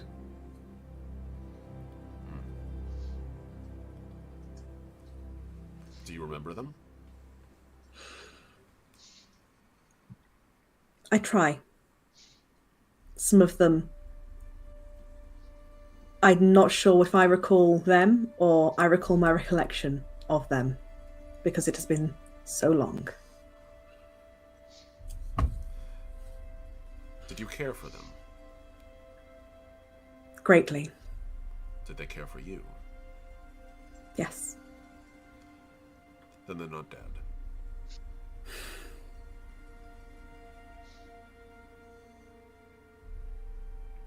Nothing dies so long as what it touches lives.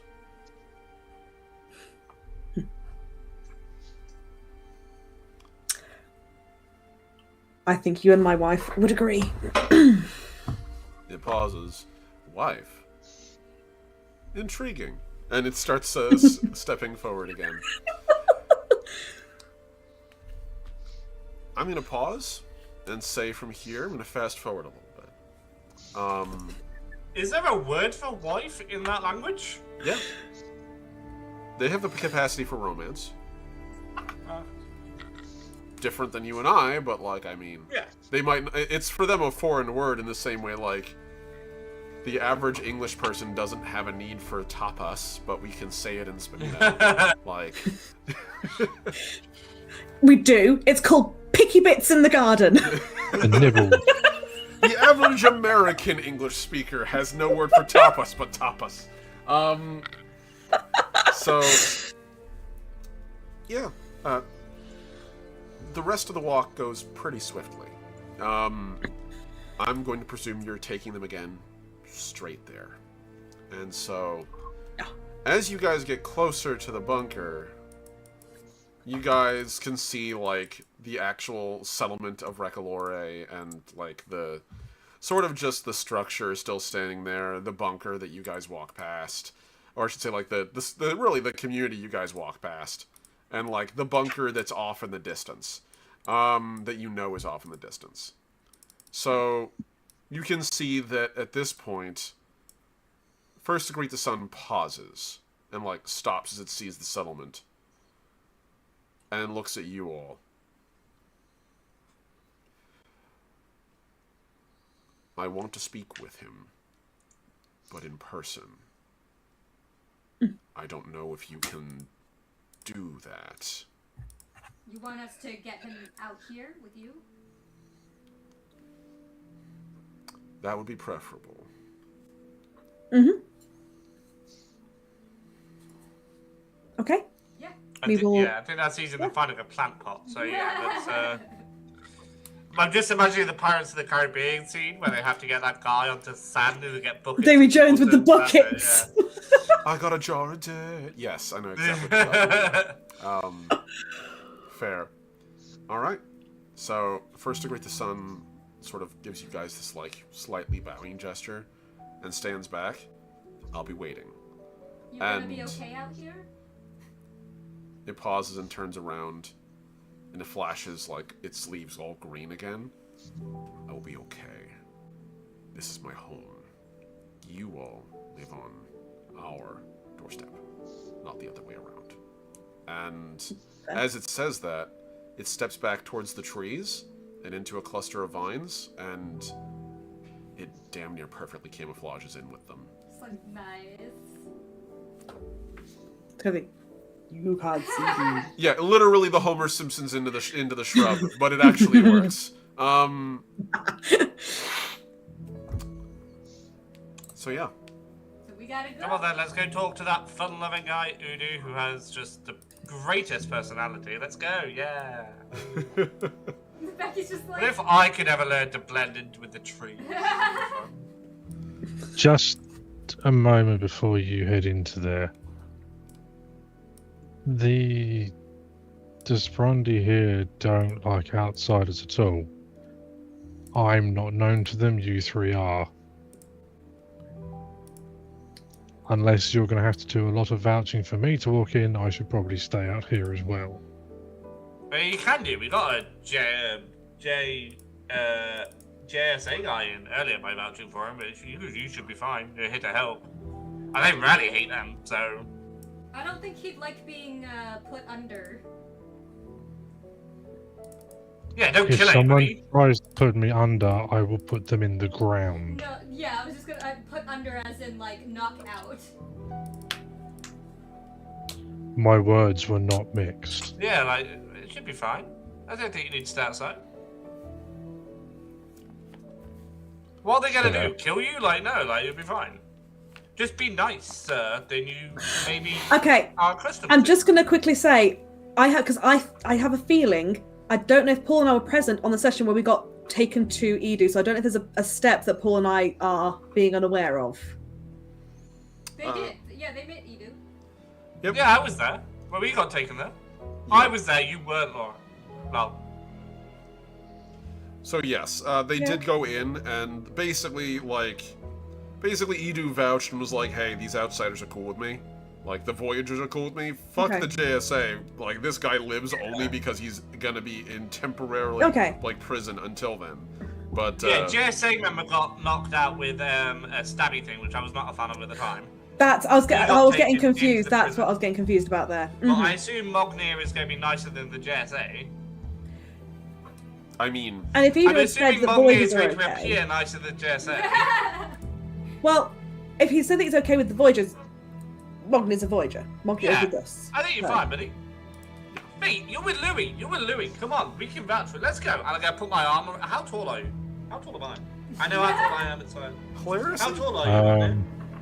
I stand about the raised section of the click is about 5 foot in the hard suit. Oh, you are relatively tiny as long as I'm on all of my hind legs. It's fine. The I'm gonna difference put- is there's about 13 foot of body past that.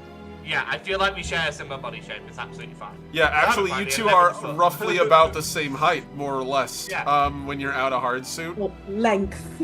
Yeah. I just have a bit 100%. more of a trail. Yeah, Mognir's gonna- heavier than you, and in the hard suit, you have to sort of stand up to be that. But if you were, like, Yeah. out of hard suit, you'd be roughly eye to eye, actually, because you knuckle walk and, you know, take about a third off the ground, so yeah.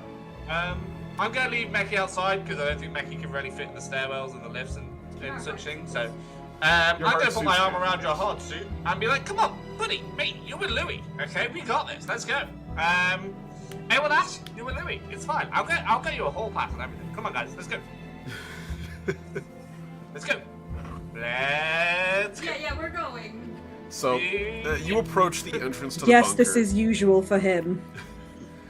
You guys approach the entrance to the bunker, which is like, for the most part, it's like this overgrown kind of door, which is like sort of inset into the ground, concrete kind of. From like a top flyover view, it would look like nothing. But at the ground level, it's kind of like the Endor bunker entrance in, you know, Return of the Jedi. It's that same sort of thing. So, door's big enough for your hard suits to fit through easily.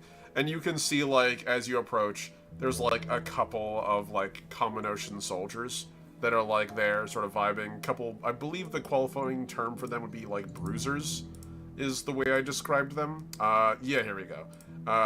The same ones as before, yeah. Similar, yeah.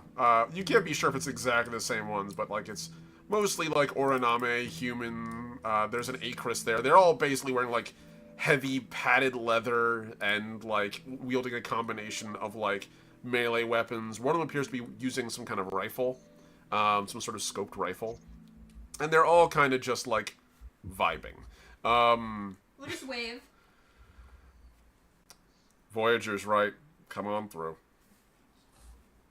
One of Nod. them, Yeah, just the finger guns, yeah. one of the I'm Orname. so sorry to interrupt, but the white keys of Laura's piano on camera are connecting to Bond's arm, and it looks really weird. On Omri's camera, it just looks like you've got a really long arm, It does! or a very weirdly Yeah. flexible arm. It's very distracting. That's hilarious. Just wanted to put that out. My apologies. You're good. You're good. Great. Put something on it, Laura. Put something on it. You've got a Kraken or something. So yeah, so like the Oraname like reaches over and like pushes a button behind them, and whispers something into it, and the door slides open, and you can see there's a lift below it, and you guys sort of go down the lift. This is the more proper entrance. The last one you had to go through Recalore, through a bunch of like side bunkers, and like down the stairs, and this is like actually the okay, it's a sally forth point basically. In case of emergency need for attack, they would pile out of here. So you guys sort of roll down into the deep, And as you get further deeper in, you can hear, like, muffled sounds of, like, not quite confusion, but, like, some distant sounds of frustration. Until eventually you enter into this large, vaulted chamber. It's very bright and open. It's the opposite of a Gothic chamber where everything is shadows. The whole thing is a large light in the middle, shining down on a large circular table, which you guys were at last time. That, like, large planning holographic table that they had. It's really more like, not holographic, it's actually just like a screen. It's like an LED screen set into glass. And you can see around it, there are a number of Common Ocean, like, soldiers and corsairs, and really not corsairs. I should really say they're, like, Desperandis, fighters. That's a different subgroup entirely. But you can also see Edu, and also you can see Sarai, both at the table. And the two of them appear to be in the middle of something of a heated discussion at the moment. If anyone's trying to listen in as they approach. Yeah, Yes. I'll listen in 100%. Anything that upsets Udu, I'm down for. Roll me awareness for anybody who's interested. Yep. I was actually trying to have a snout at the map on the piece in the middle. Okay, yeah, As sure. Mogni hasn't been in here before. Yeah, sure. Give me an awareness roll yourself. Same thing. Oh, I rolled a 7. All right, I'm going to start from the top and go down. So I'm going to start with Mognir first. Mognir, have you rolled over a 15? No, 3. Don't forget your luck die. Okay! No, Just one 3. It's a topographical map of the planet, and there's markings on it, and you're pretty sure they might be settlements or battles. You're not sure where you're standing. A little bit of context might help with that. But from what you can tell, it's a big LED old map. It's old. This kind of table has not been in production for a long time outside of, like, small colonies. And, like, most modern tech uses holograms and that kind of thing. Or if it's, like, Shrike-ish adapted, it'll use, like, what would be considered, like, ferrofluid or magnetically elevated, like, sand to create the effect. But this is, like, actually an LED screen. Like, underneath a really thick plexiglass, like, plate. So He's probably at this point more used to clickish battle mapping than anything else. yeah. And the thing with that is often clickish battle maps are a lot more dense than this. This feels a little bit weird because Click have, like, the surface and then the underground and then usually multiple layers under that, like an anthill that they have to keep track of. This So, is you just know, like one. yeah. You're used to a vertical hologram. You're used to those, like, Star Trek 3D chess style setups where, like, it's a million different layers, and, like, that's interpretable to you. This, how the fuck do you read a flat sheet? That makes no sense. Where's everybody moving? Where's all the tunnels? Where's the levels of depth? Like, yeah, your mind is kind of, like, wrapping around how to interpret that. For everybody else, who rolled over a 15? Okay, who rolled over a 10? Got a 10. Becky and I Zenith, got you got a 10. 12.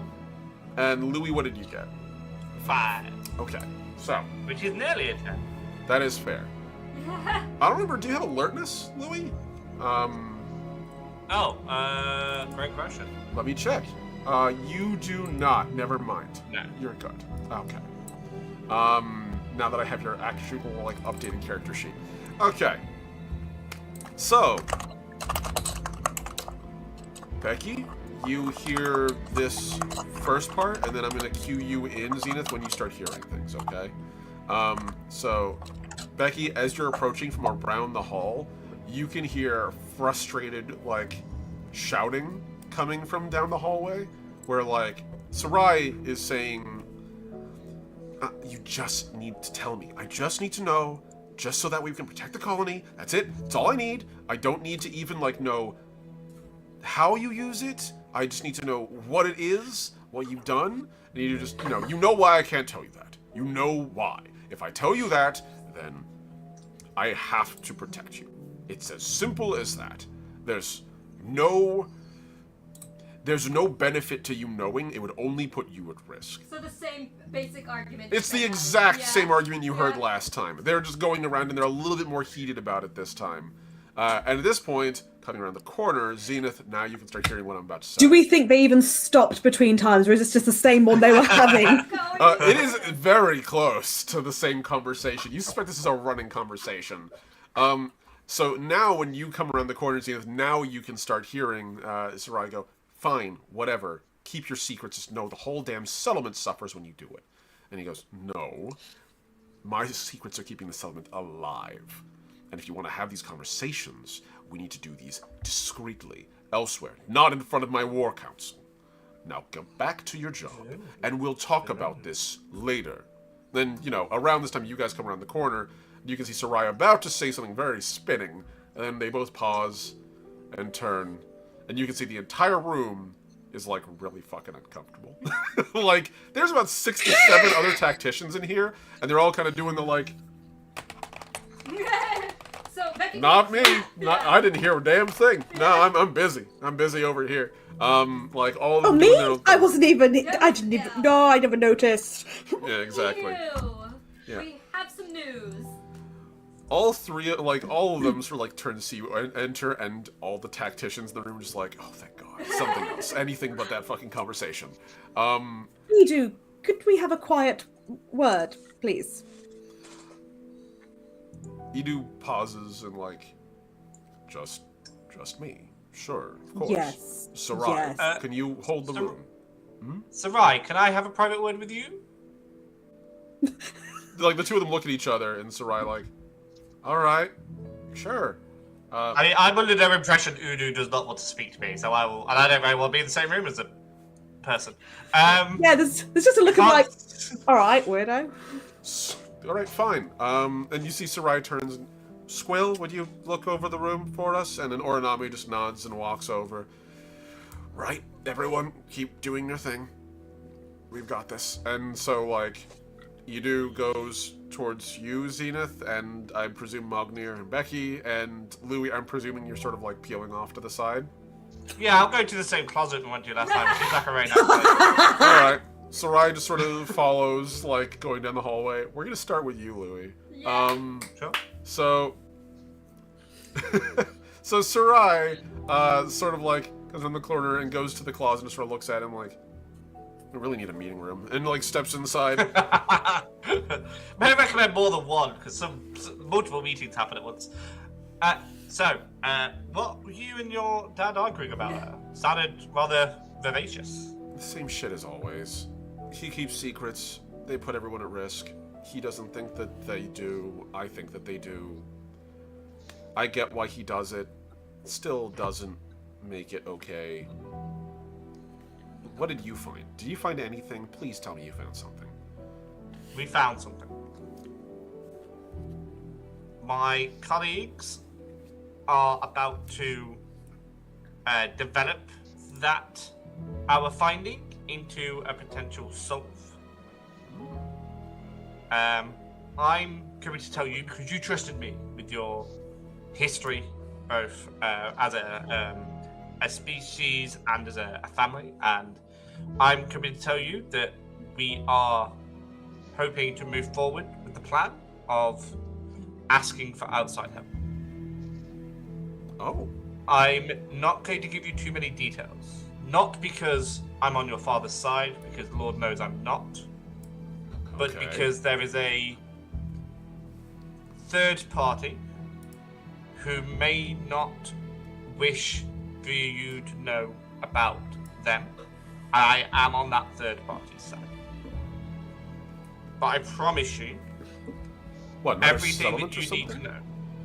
Like a what, sorry? Another settlement or something? Like, what the hell? Think of it like a I think third party rarely nails it. I'll be honest with you. When I use that word, I think that's pretty Extra good. roommate you didn't know lived there.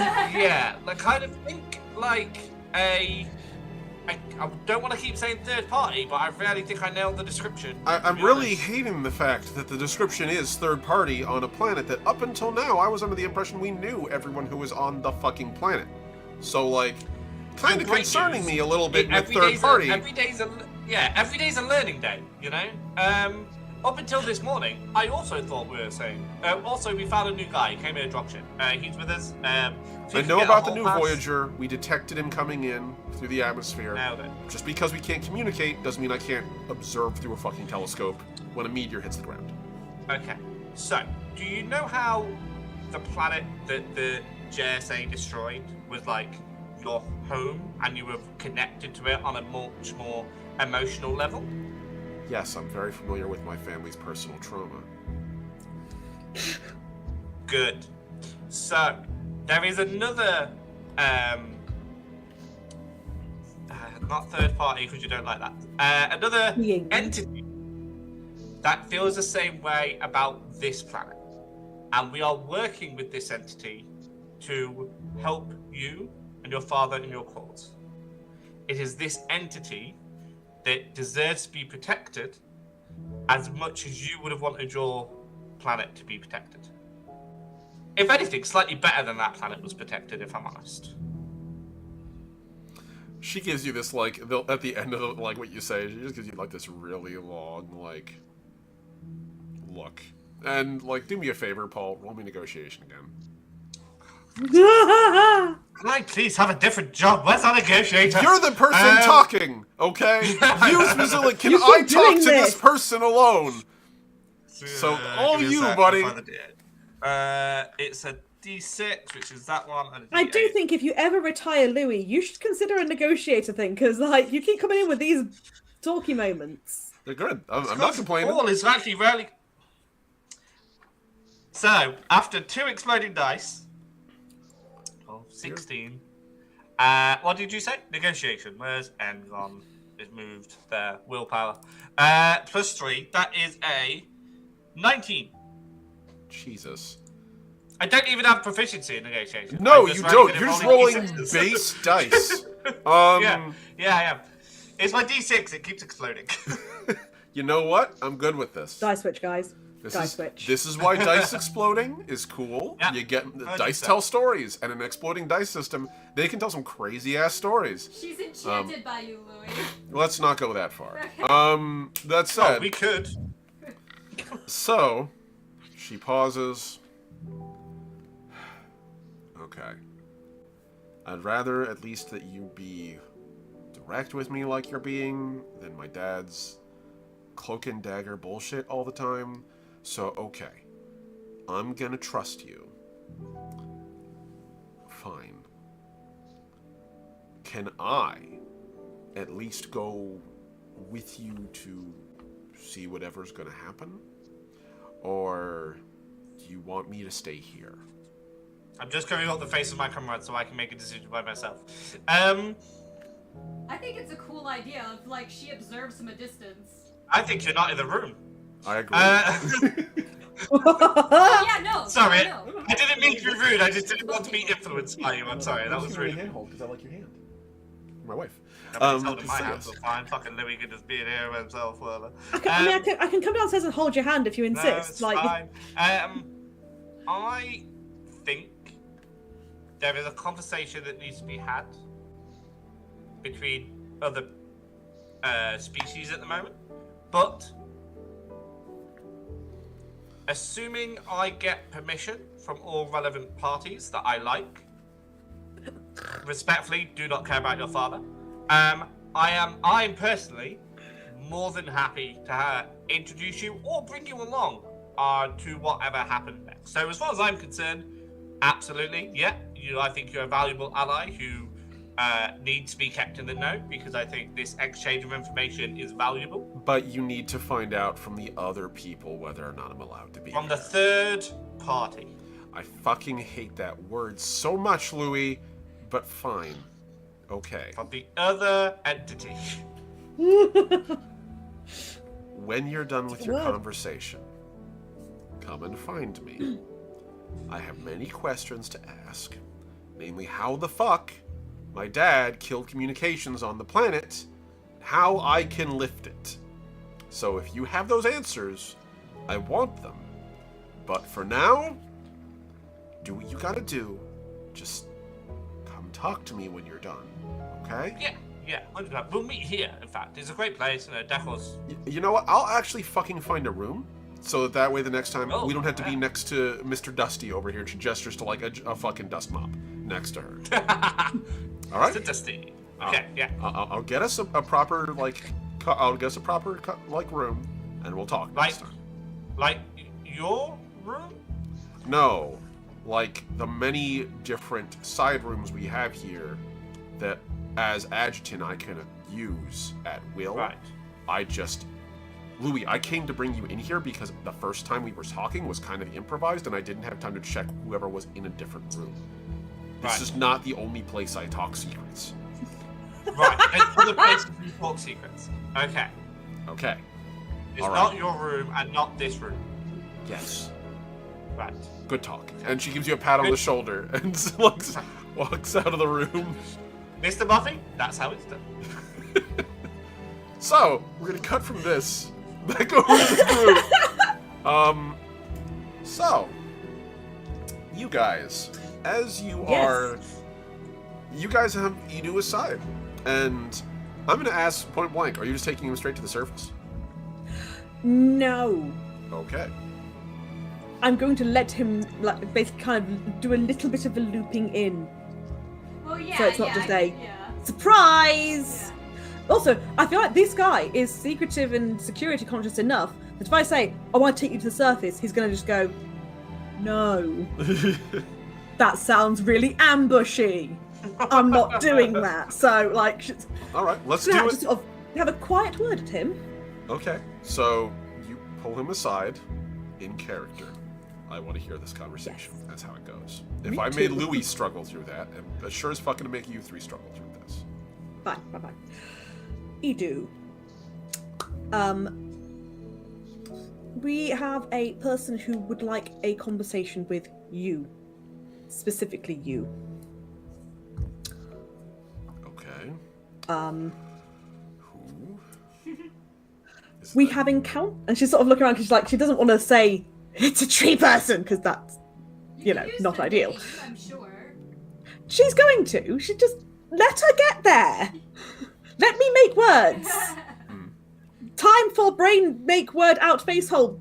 Minute or two, okay? Give me a sec. We have encountered someone who is a friend of yours, and I get the impression only of you at this point. They are the first to meet the sun?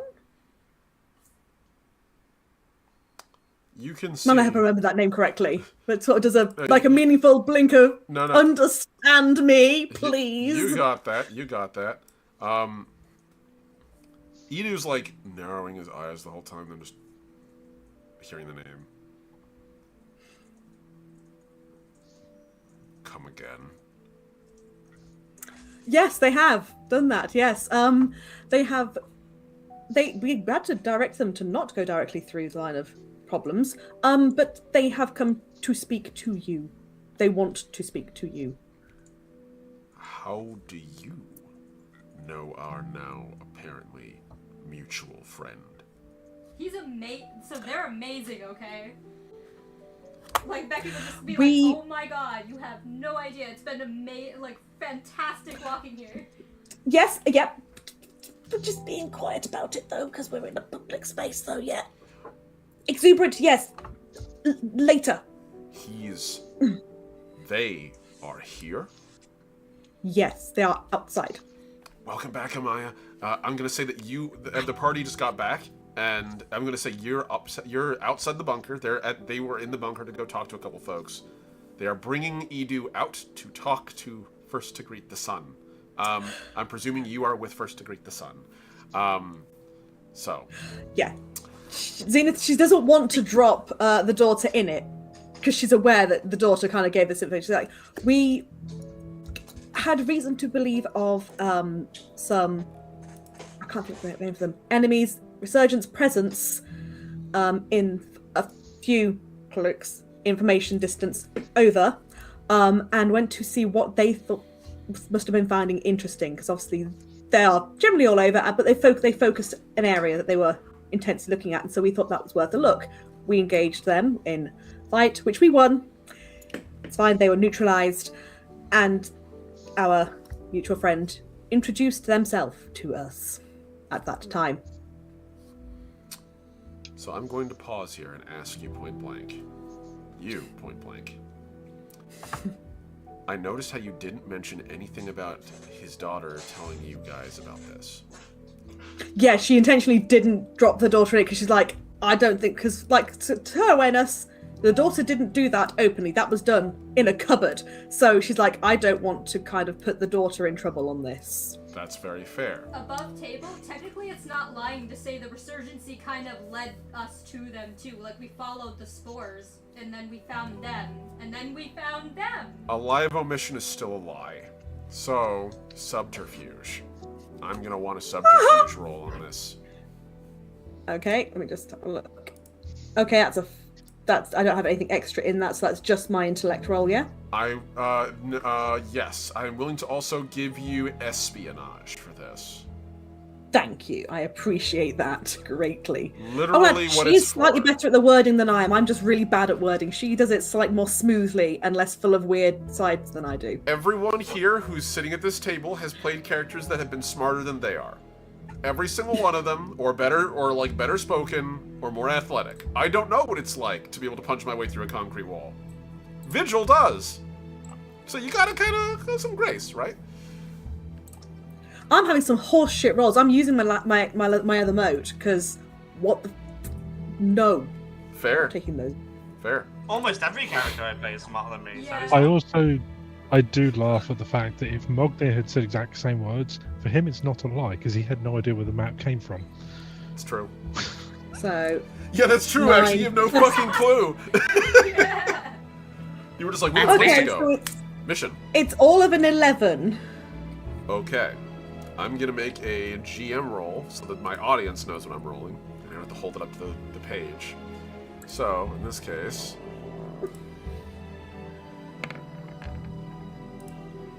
You guys can't see that dice, right? No. Good. Okay, then. So, audience, I'm just gonna hold this up for you guys to see for a second. I get to turn away from the stream, so that's it. Yep, here we go. I'm just gonna put this in my own little notepad section here, because I have a bunch of little notepads off to the side. Boop. And I'm going to hold this up so that the audience can see, but you can't. It's not, it's right there. It's right there. I'm being as discreet as I can be. So, pulling back, as I pop back open, I forgot that was the same page. So, there's a pause. All right, fine. Let's go talk to our mutual friend. I'm sure there's a lot of questions that need to be asked by everyone. Some, yes. Yes. Yep. Let's go. He steps onto the lift that you guys took down and turns around, I presume as everyone's riding it back up. He looks back around and looks at you, Mognir. Didn't meet you last time. I assume you saw the drop pod? I figured that was you. Voyager team? Oren felt we might need some extra assistance given the chaotic circumstances going on here. Probably not wrong. So, I'm gonna ask the obvious question. I presume you are willing to agree to whatever levels of secrecy they are sworn to? I wouldn't be here if I hadn't already agreed to that. That's all I need to know. Alright. You're in. There's a loud clank as you guys reach the top. Louis, I'm presuming you were with them. I'm presuming you caught Yeah, I'm them. gonna catch up to them. Yeah. Yeah. So, Kind of looks like, did you have an effective conversation in the cupboard? Yeah, she gave me a number. I might call her in 1 or 2 days. So. you do realize... I'm gonna do it in such a way where the words that I'm saying to Zenith, I sort of say, yes, I did. And then I sort of put on the ploy of, I got her number. I'm trying to imply if the father is overhearing, I'm actually just hitting on his daughter, because that probably would be better. He's than what we're literally actually right doing. the fuck next to you, and he's Sylvan. So he literally turns around and looks at you. People have died for less. Like, I don't know if you're overhyping your daughter or underhyping death. Just behind Edu, you just hear a loud sink as the jaw snaps. I don't believe now is the most oh god, I've forgotten the words. Fuck's sake. Opportune? Yes, Opportunistic? like I don't believe now is the most opportune moment to be practicing your attempts at romantic advancement. Why have war if there is no love? I'm very, very glad that I know that my daughter is not interested in you. Shut down. You are a confusing creature. Daughter's interested in you. So there's a loud I'm clank. gonna sulk. I'm gonna be the sulk now. That's it. Everyone's having private conversations. No one thinks he's interesting. His best friend doesn't even like him. It's fine. The gantry locks at the top, and the doors open. And outside, Amaya. You've been here this whole time, sort of like relaxing. A little bit away from the bunker. Like, it's not exactly like there. It's like a good, I'm saying like 20, 30 feet into the undergrowth from where you guys are. Probably like a little further, maybe like 40. And you've been sort of waiting there against the tree in your hard suit. Last you saw, First to Greet the Sun literally stepped into the vines behind you and is practically blended in perfectly. Like, to say it's camouflage would be accurate, but also not really, because he stepped into a thicket of, like, Veracity trees. It's not really camouflage as much as the whole planet's basically made out of his skin. So, you know. Why do you have to say it like that? Look, I'm just saying, you know, a man lives I in a have a house. flesh man in a room Yeah, of exactly. skin. A man lives in a house made of And it made of flesh. Is the flesh. house made of him, or is he made of house? He screams because he doesn't know. You know, so. That's not that. Is he made Why of is that fire? worse? That's a gingerbread man, isn't it? Gingerbread man lives in a gingerbread house. Is That's he made right. of house, or is the house made of him? Yeah, so, exactly. There you go. You nailed it. That's the one. That's the one. I always mess it up. Philosophical questions brought to you by Unicorn Studio. Is the house made of the gingerbread man's ancestors? Yeah. So, Okay. after you guys go a couple of feet into the woods and you see Amaya, and no one else is following, First to Greet the Sun steps out from the vines. And, like, you can see his color sort of, like, slightly returns. He's, like, slightly bleached himself as he did that.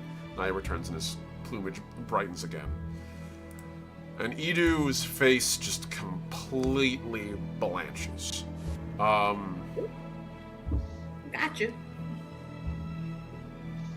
Alright. What the hell happened? And First Degree Sun sort of looks over at Amaya, gives you a nod. So basically we went out and we met some hostiles. We engaged them, and once that battle was finished, we met this lovely being here, and we explained to them the situation. They explained to us that they knew you, and after hearing a little bit more about what's been going on from basically our perspective, they wanted to come and see you. So they were going to see you either way, so we just kind of escorted them safely here, made sure nothing happened along the way. You sort of, like, The other people who came here with us, the other parties involved, do not know. They know that we are coming back to see you. They do not know why. They do not know about anything else or anyone else. And you're sure of that? You're certain of that? I have no reason to believe they would know. We did not tell them, and there is not exactly communication able to happen here. May I do an Or awareness surveillance. check to see if anybody has started spying on us? Because people might be. Sure. By all means, make me an awareness check. And also, you keep springing honors. It makes me nervous every time you do. So D4. 1, 2, 3. No, that's an 8. That's a D4. That's a D6. I get a +3 to awareness because I have my abilities all over the goddamn place. 5. You have your luck die as well? Yep, that's a 5. Wow, a 2. Nice. Yep. It's a D4 and a D6. So like, yeah. Oh, okay, that's fair. Oh yeah, your intellect is a D4. Somehow.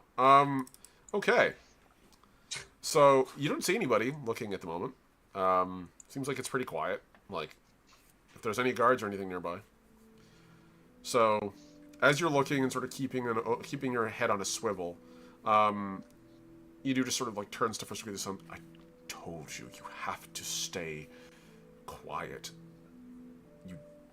You know why. And First Degree the Sun rumbles back, and all of you guys see the translations come through. Amaya, you can hear a little more subtly.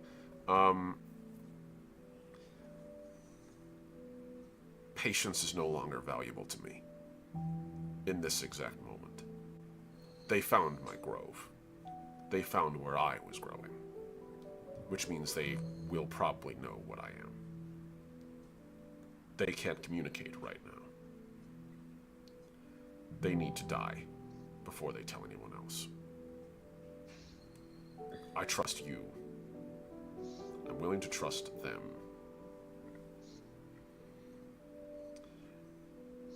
Can you trust your people? You do sort of like pauses. I believe I can. Are you? And the tree speaks back. Are you sure? Everyone. Everyone you can trust. You do pauses again. I promise I'll kill anyone who tries to reveal it. Anyone. First Degree the Sun sort of kneels down, and again, like, he's big. Idu's about your size, Louis. So, like, at the shoulder, you're like 4'6", 4'5". Like, when you stand up, you get up to like 5 foot something. So he's about the same height as you. So when this 10-foot tall Varasi kneels down, he still has to bend over to put himself eye level with Idu.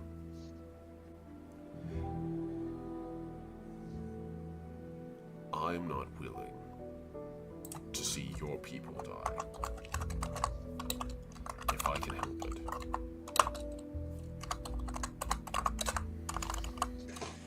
So, the time has come then. I've given you time to handle this quietly. I can end it now. At least here, in this region. If I do, people will ask questions. You will need to tell them. So again, since secrecy runs short, and your people are about to find out one way or another, are you sure you can trust them? Because you're about to find out. Need to sort of pauses. I mean, if we had more time, we don't have more time. You don't have more time. I don't have any more time. You are protecting a settlement of a few thousand. I am protecting the future of my species.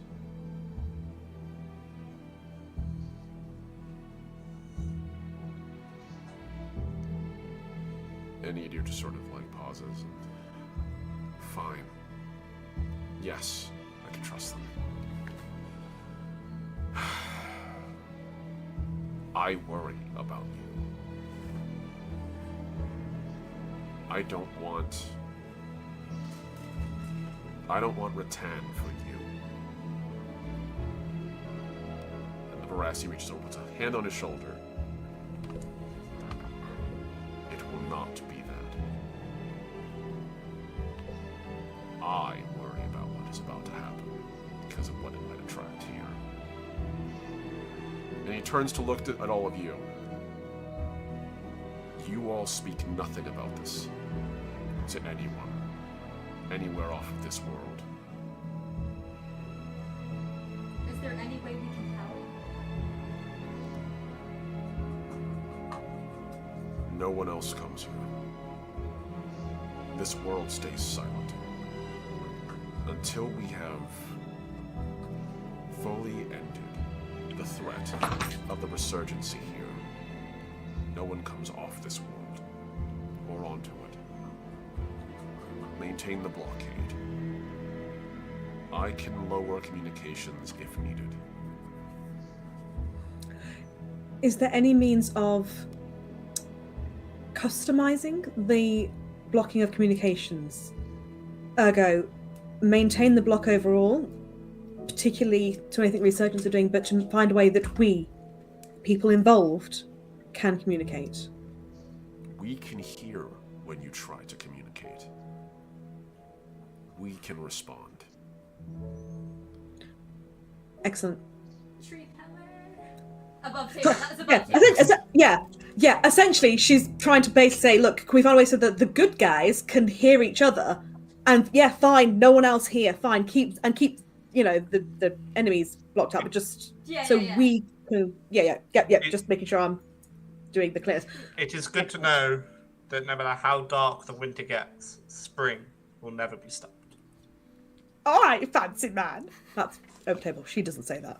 First degree, the sun turns and... I really wish you would. That'd be great. No, you do not know her well enough for her to be like that. Yeah, with that's you. fair, No. but still. First degree, I'll the get sun that. Louis turns gonna break all of you down. and nods to you, Louis. It does. And the first thing it does is break stone. And it holds up a hand and clenches it. And in the distance, I'm not going to make you all make awareness rolls for this because you can feel it. There are several dozen explosions across the region, all within roughly about what you'd have to guess, like 10 to 20 kilometers. Like one right after the other, boom, boom, boom, some nearer, some closer. Make me an awareness check, Magnir and Louis, because both the two of you are more oriented towards this kind of thing. So you say awareness roll? Yes. D6 coming in hot. 5, because I either roll exploding dice or a 2. 10. Okay. Louis, you're sure some of those are actually not, like, at ground level. Magnir, from where you're seeing, you briefly get an angle out of your compound eye from behind you. You, in the distance, see what looks like aerospace craft mid-sky, like flying, and then something flies up out of like the forest, like a javelin, And just stabs through it, and then boom, an explosion.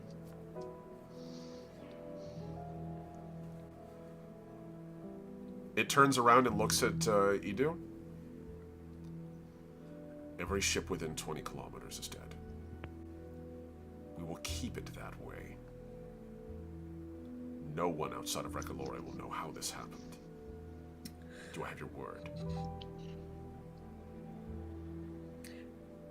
Edu, whilst quiet and hiding right now is necessary and is the most effective form of protection, in the long term, a sudden silence draws as much attention as an explosive sound. If you stay silent forever, people will keep coming back because they will look for that silence. This is not a long-term solution. Also, the JSA... Temporary. Like, temporary, fine. Long-term, no. There's a pause, and First Degree the Sun looks over at you, Becky. What did you say? I mean, the JSA on planets already, so we have to take that into consideration. Edu immediately, like, eyes wide. Oh shit. Oh shit, I didn't count for them. Fuck, we need to get them off world now. And, like, he begins, like, running towards that place. Yeah, like, she'll run with him, like, yep. So, couple of like a couple of like really like unpleasant running like moments later. I'm gonna make sure this is like, I think this is the right one, so make sure. It's just over table. Is it worth, as we're doing the go, Zenith to try and send some form of communication to the people we've left behind to just sort of say, we know what those explosions are. Don't panic. We know what's going on. It's okay. Don't panic. Don't panic. I am very confused about why we're running anywhere. Louis is on a stroll. That's fair. I think Louis kind of wanted to have a chat with First to Greet the Sun, because I don't know if he's okay to meet the daughter, and I don't know if it's time for that. Because everyone suddenly started running somewhere. Yeah. First to Greet the Sun is standing where he is, like as Edu Yeah. goes running off towards the landing zone. Who's going with Edu? Who's staying here? I'm staying. Look. I'm staying. I'm going. Okay. Okay. Follow Becky. It's alright, it's alright. Protect Becky. We'll be fine. We've got First to Meet the Sun, and There's sort of a look towards Amaya, like, as the negotiator, and there's about to be an interaction between the Desperandi, who is very bent on secrecy, and the JSA. Are you okay with me trying to handle this? Yeah, I'm totally fine with that. Go ahead. Okay, cool. Fine. Let's go. Mognia, are you Mognia, please come. Mognia, come. Seeing at that, Mognia will curl up and he just takes off. She's like, no, I want someone who has explosive big guns, just in case this goes fucking sideways. Persuasion doesn't work, coercion will. Exactly. I will ask. I will ask them. Like obviously after the entire explosion and everything happened, I'd be like, there are our superior is gonna have questions about what happened, and I gave you my word we gave you our word that we wouldn't say exactly what happened. How would you like me to handle the debriefing? Like I'm basically like I have an idea of what I would say, but I would like to respect what they would basically like me to say. Like I'm basically like, how do you want to be represented in this future debriefing that is gonna happen with Auron? Do you trust the person that you're debriefing? With my life. Do they know about the Imperial here? They know, yes, and they know about a far greater deal of things as well. Are they Anazali? Yeah, he is Anazali, isn't Yes, yeah. he? Yes, he is. Okay, yeah. And he's older than Zenith, yeah. He's way. Yeah. Yes. What's his name? I presume it's a he. Yes, it's Auron.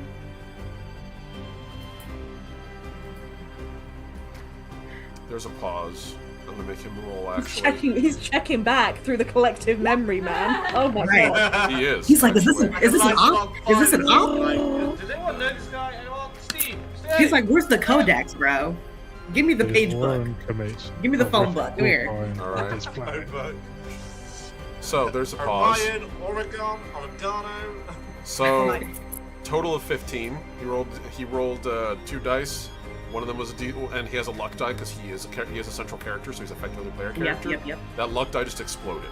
So got a 10 and then a +5 for his recollective roll. So Okay. 15. He pauses. I'm familiar with that name. I remember that he opposed what his father was doing. Fine. Tell him alone. Tell him, if the Union comes here, I will kill anyone from it. Clara. Okay. Okay. So, as we shift over from there to the landing scene. It is tense there. At the moment, when you arrive, there are two groups with guns pointed at each other.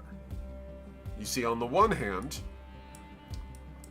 the JSA and his small squad, namely Lieutenant Ara and his buddies, are all standing there, guns pointed in the other direction at Attore and his crew on the other end, who were also pointing guns back at the JSA. Our bad. We're I think gonna evacuate. she's the message as they were going. Here. I'm guessing they were typically pointing guns to look at messages, which, you know. Yeah, they're all literally pointing guns at each other, and you can hear Ara go, "So what the hell was that?" And, you know, as you're approaching, and you can hear Attore go, "I have no idea. What the hell was that from you?" Woo! Resurgency. Wait! Woo! Wait! Woo! Wait! Wait! You can see, like, as you guys are approaching, like, they all sort of pause. Like, they're not lowering their guns, they're still pointing at each other, but you can see Ara and Attore both look in your direction. And, like, Idu comes, like, sliding to a stop next to you guys. It wasn't them. It wasn't them. Read your messages! Check your emails. Attore sort of shrugs. We can't. That's the whole fucking problem with this planet. I'm assuming. Oh, I don't know. Yeah, you actually, you can send, like, in your immediate comm when you're within, like, Yeah. 5-10 feet of each other. Like, over longer distances, it's harder to do.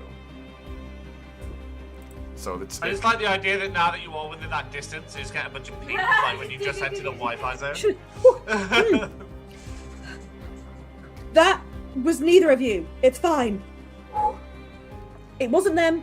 It wasn't them. Everyone can put weapons down. It's just the invaders. They're the ones that died. Ara turns and looks at you, Becky. I'm sorry, but that does not fucking fly with me. Okay, so it wasn't us, and it wasn't them, obviously. Because I'm fucking looking at you, Synthetic, and you didn't shoot anybody, right? And you go, yeah, you're not wrong. Okay, then. So that tells me that you, and he points over at Idu, have anti-air capabilities you didn't fucking tell us, and you just shot down a fuckload of ships.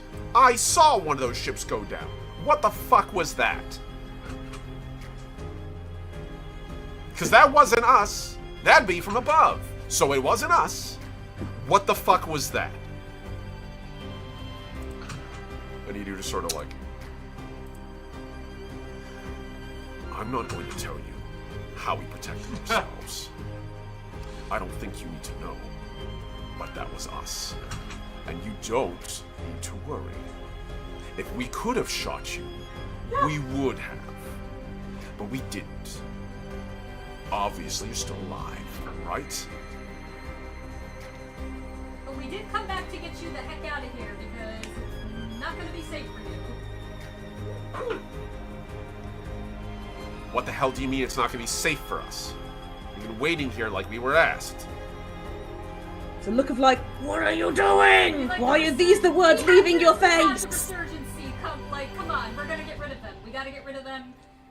It's not safe. Yeah, but it's more a case of her issue isn't what you're trying to do, it's the way you're doing it. Yeah, but no, Becky literally clarifies. Hello, resurgency? Like, it's war. We're expecting war. We're ready for it. Now, you're still alive, obviously, so the planet's not ours to defend. It is not. They have adequate native defenses that therefore do not require your input. And no, I am not going to elaborate further. That is adequate information as much as you need at this time. Doesn't add in that you're not going to get more information, but you know. Atzine is saying you need. You pointedly hear the Komodo load. Yeah, the loud... Yeah, as you All the chamber... information that you need. Yeah. As you chamber this anti-material round into your rifle, a thing's going to punch through, like, light vehicles. Your assistance in defense here is no longer required.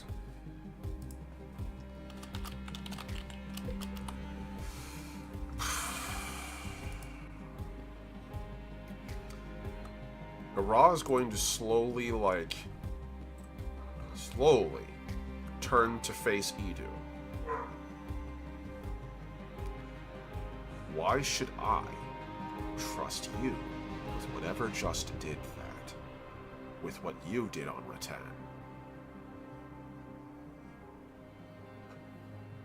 And Edu, sort of like hand still up, partially. I don't know what you're talking about. And this is our world. Just go. And Ra narrows his eyes. No, I watched that. I haven't seen something like that for a while. You just blew up. Ships across many kilometers. There's no way you knew about each one of them. There's no way. So that tells me you're back to your old games again. The last time you had anti-air defenses like this, a lot of innocent people died. And if I can't trust that some random aid ship coming to this planet won't survive landing, it wasn't an aid ship, it was once. And it can be again. Now I don't fucking trust you with this. Why the fuck are you trusting this guy? Why the fuck are you trusting this guy? As he gestures to Ettore. And Ettore just, I know him. Do you really? You really know the Butcher of Rattan? You really do? You sure you know this guy? I'm sure he told you everything that happened on that planet, right? Everything? Did he tell you about the 20 or so rescue ships we sent down? I'm sure he told you about that. Did you tell him what happened to those ships? And he just, I didn't know. We are not here to discuss who has how much blood on whose hands. No, I am fucking over 2,000 am. years old. I bet that I have more. My people have more. So do not come here to build that argument. You think I care Enough. about what happened to your fucking people? I don't know your people. I never did. My ancestors fought alongside you, but I'm not fucking them. But the 10 people in my dropship, I fucking knew them. He draws a sidearm and aims it at Edu. Becky stands in front of it. Like, this is not how we resolve this. There's a really, long, tense pause. She will, please. She's pleading. Please, do not do this. We are not trying to turn this into a bloodbath. That is actively what we are trying not to do. You can see Ettore kind of standing to the side and watching this. He is intentionally not intervening as he's seeing this play out. Ara slowly, he's not firing yet, but he's still aiming. I want you to make me a negotiation roll. Both of you two. Oh no! What? I did we're gonna have say- a break soon. We can have a break right now Okay. while you guys make those rolls. So let's go to break very fast. We'll be right back. Just as a note, as soon as Ra pointed the sidearm at Edu, the barrel of the rifle is now pointed at his head. Okay, that's good to know. Don't tell us the results. Sit on them. We'll be back shortly. Yes. I'm gonna give you guys 4 minutes to get what you gotta get done. We are currently on We'll Be Back. Audience will be right back. Give us 4 or so minutes. I'm laughing because I'm just laughing at how tense the situation is, and Amaya is just over there Zenith did try and check, are you sure? Because, okay! don't need a negotiator here. They would just hold you back. I said if things were getting bad, to just send Amaya a text and she'd pop Yeah, but over. yeah, but she can't send a message. That's the whole point. can't. Can't send messages on this planet. I thought we could all talk to each other though. So. Only within within short 5 range. feet. Yeah. Yeah, only short Oh. range. We've That's made the you very guys. important decision to chat with the tree. Yes. I am going to say when you come back, you know what, Amaya, make me an awareness roll too, but I'm going to go to the bathroom because we're on We'll Be Back. So then, when I'm done Yeah, with yeah, the go bathroom, pee. I will tell you what happens. Sit on Oh, I those need to- rolls.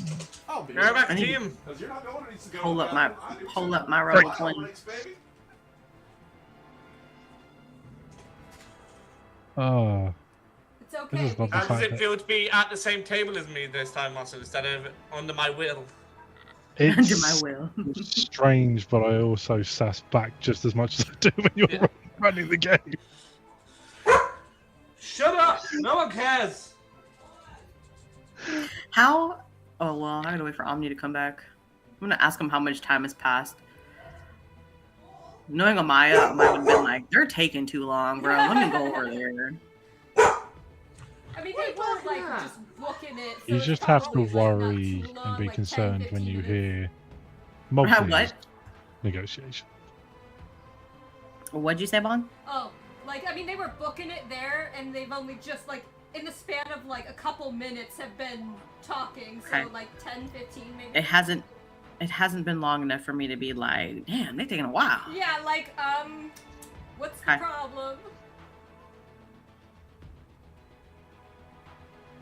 But it's okay, we got Yeah. this. I think you guys got this. Yeah, I think you guys got it. yeah. You guys got. If I hear gunshots, then I'll book it. But I feel like for right now, you guys got it. Yeah. Gunshots. You'll Yeah. hear one You just do one. very loud shot. Nah, I think I'm gonna hear one, a pause, and I'm gonna hear a lot after that. yeah. Just all of a sudden, Yeah. Okay, I'm an awareness roll. yes. I think my awareness. Yep. Until it's I got a D10. I need to boost that up to D12. That's the thing. It's really strange because like having a higher die is great because you can hit higher results, but if you've got a smaller die, you explode more often. Exactly. Yeah.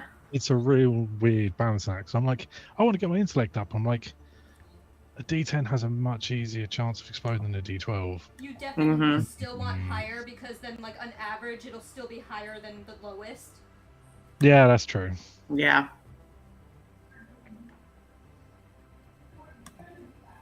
I think that's part of the reason why.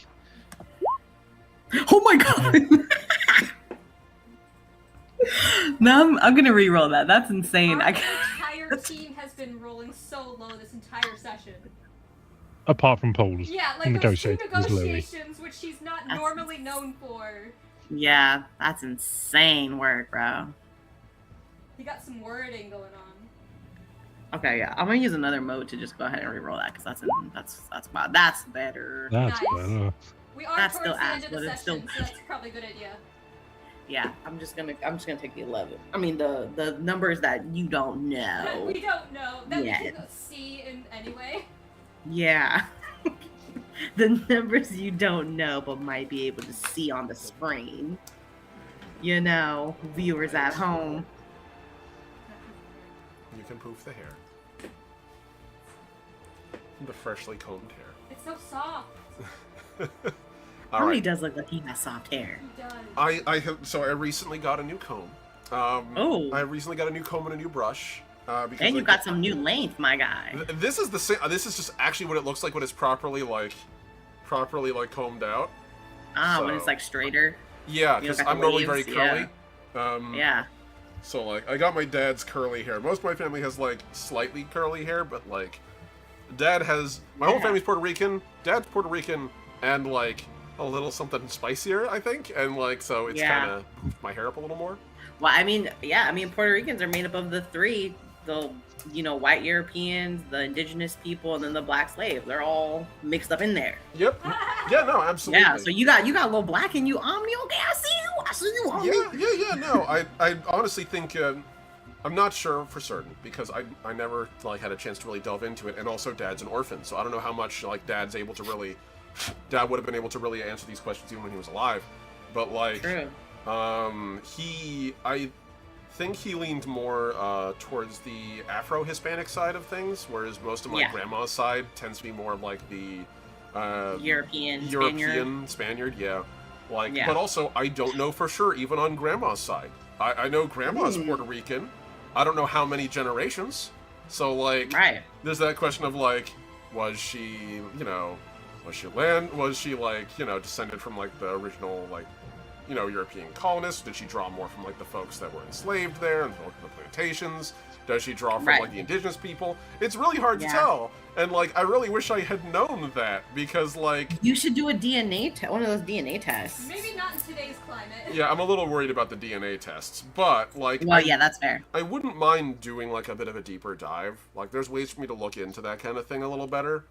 All I know is my last genealogy, some of those books, those historical documents. Yeah, just dig through those and see if I can find anything. All I know is that on my dad's side of things, his last name literally means caster of iron, and it actually specifically it refers likely to one of two things. It is either a boatswain. So someone who actually, like, in this case, not a boatswain, but the person who makes the nails for boats, the iron nails for boats, which is very possible. Or the other possibility was someone who cast cannonballs. So either way, someone in the service at some point, probably the Spanish Navy, or one of the like corsairs who arrived in the New World. So like, what was the place we went to on the way up here? Oh, St. Augustine. St. Augustine. Yeah. Yep. So like, I don't know all the details. Unfortunately, that is lost to me for the moment. And I don't think... Just for the moment. Yeah, and I don't think it was really known by, like, my dad either.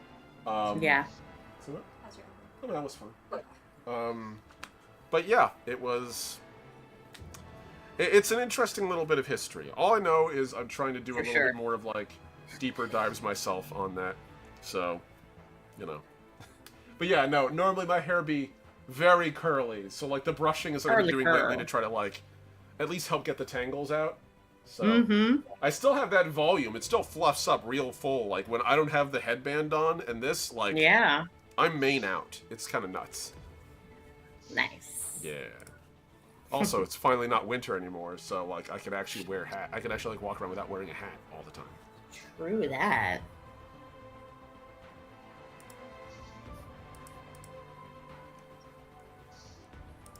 Oh, Lolly, I'm so sorry. I see that pain.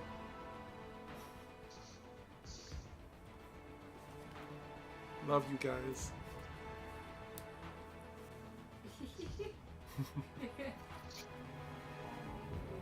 You're muted. Lolly, you're muted. Oh, okay. Oh, Yeah. Cool.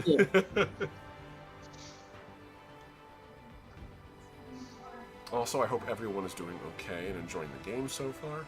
Yeah. Like, no one's... Alright, good. Just want to make sure. Everyone alive? Let's go. Heck yeah.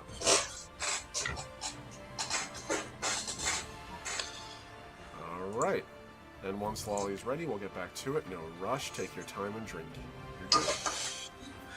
Stay hydrated, team. Yes. Yes. Yep.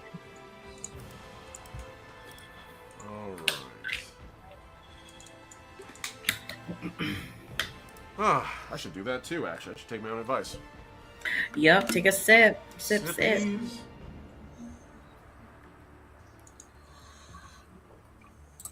Apologies. Stairs and disability aren't friends. Mood. Totally mood. And our bathroom is literally downstairs, right the way through round the whole house. If we need to take longer breaks, let me know. I don't mind that. Because, like, I don't want to be turning this... This shouldn't be a Stairmaster run for you. To, like, go and, to go to the bathroom. To do your business. No, it's also my fault. I meant to take my big girl painkillers before stream. I completely forgot. So I'm like, I'm sorry. Need those now. I know That's that my pain. fault. I forgot. I don't know that pain explicitly, but I know the, like... Shit, I should have taken painkillers before doing something arduous. Like, I'm at that age now where, like... if I take a long hike, I should probably take a painkiller, like a minor one. At least for my I got away with it for some of the day because our car has heated seats. So I'm like, I'm in pain. Heated seats, yes, thank you. Lowest line, hips. Oh, nice. Blessed. All right. So, I have good tea. with that then, I'm going to return us back to the sequence that we were Into the on. stress. Yes, okay. Into the stress. So, Oh, yeah. also, we're going to take a very brief moment to say a huge thank you to my amazing patrons at patreon.com/LastOmnitect. You guys are all incredible. We're going to do a proper Patreon read at the end, but thank you so much. Also, a huge thank you to everyone who is watching these videos. Please like, subscribe, comment. Our channel is incredibly small, and everything you guys can do to help really does mean the world. So, thank you guys so much. We are returning back to stream to yet more Legacy First Flight. And with that, I have questions that need answering. Yes. So, Me too. Maya. Because Go ahead. 1 second, Omni. I'm pausing. I have a thing. I think it's been renamed the Cosmic Instrumentalist thing. Oh, yes. I'm going to use it. Ooh. So by all means, Amaya first, but Okay. because otherwise it'll fall out of my head and stuff. So I've said it so we're aware. I appreciate that. Thank you. Maya, Yes. at the moment where you're standing, I want you to make me an awareness roll. Okay. Because- I made one, and it was an 11. That's pretty damn good. Okay. So, where you're standing is actually not like super far from it's like far enough from like the landing zone where it's supposed to be like a pretty good distance, but now that there's no distant ambient sounds of violence and all that you hear is like the sounds of the forest, the sounds of a lot of guns readying at once is actually carries pretty far. So like Okay. you're familiar, like, one person, like, cocking a weapon, that just might be someone playing with a gun. Like, 15 all at once, including a very loud, high-caliber rifle of some kind. Yeah. That shit carries. I don't know if you ever heard someone, like, drop a wrench. Now, like, imagine, like, 20 people doing it at once down the street. You hear that. You're smart Right. enough to know what that means. So... Yep. I'm going to give you a chance right now. Amaya, Mhm. you're in full hard suit. So you can haul ass in that thing. You can do the Captain America super sprint, basically, to where you need to get. Right. Do you want to go there, or do you want to stay here? I'm giving you this chance, because obviously Yeah. you cannot, like, receive a message from them at this range. Mhm. So, your call. I am going to haul ass because if I hear 15, I'm thinking, oh, shit's about to The go last thing down. Amaya knew is that Becky and Edu piped it off. Xena's like, sure, okay, I'm gonna go. And then just like, trees, nice. Yep, be like. So Amaya is just gonna like go right, and then I'm gonna turn and be like, I will be back, hopefully in one piece and conscious, and then I'm gonna just book it. Yep. First degree, the sun will give you a nod and just step back into the vines and camouflage in again. It is worth noting I'm still with first. Oh, I forgot, this you're is- still there. Yeah, and I'm sticking Yes. here. I'm staying here. It's fine. You can go without me. I've got a chat I want to have. It's fine. Okay. That's fair. That's very fair. So, while this is all happening, Louis, you're staying behind with first to greet the sun. Your mech on Overwatch. Amaya, I'll cue you and let you know when you arrive. It's gonna be You a what? minute or two till you get there, because you're Okay. basically running what is more or less a kilometer. Yeah. On foot, that would be a matter of a fair few minutes. In hard suit, Okay. it's like 2 to 3. That's you Okay. literally hauling as much ass as possible.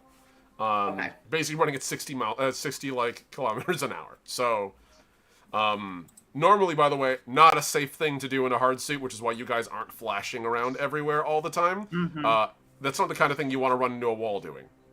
Just saying. Right.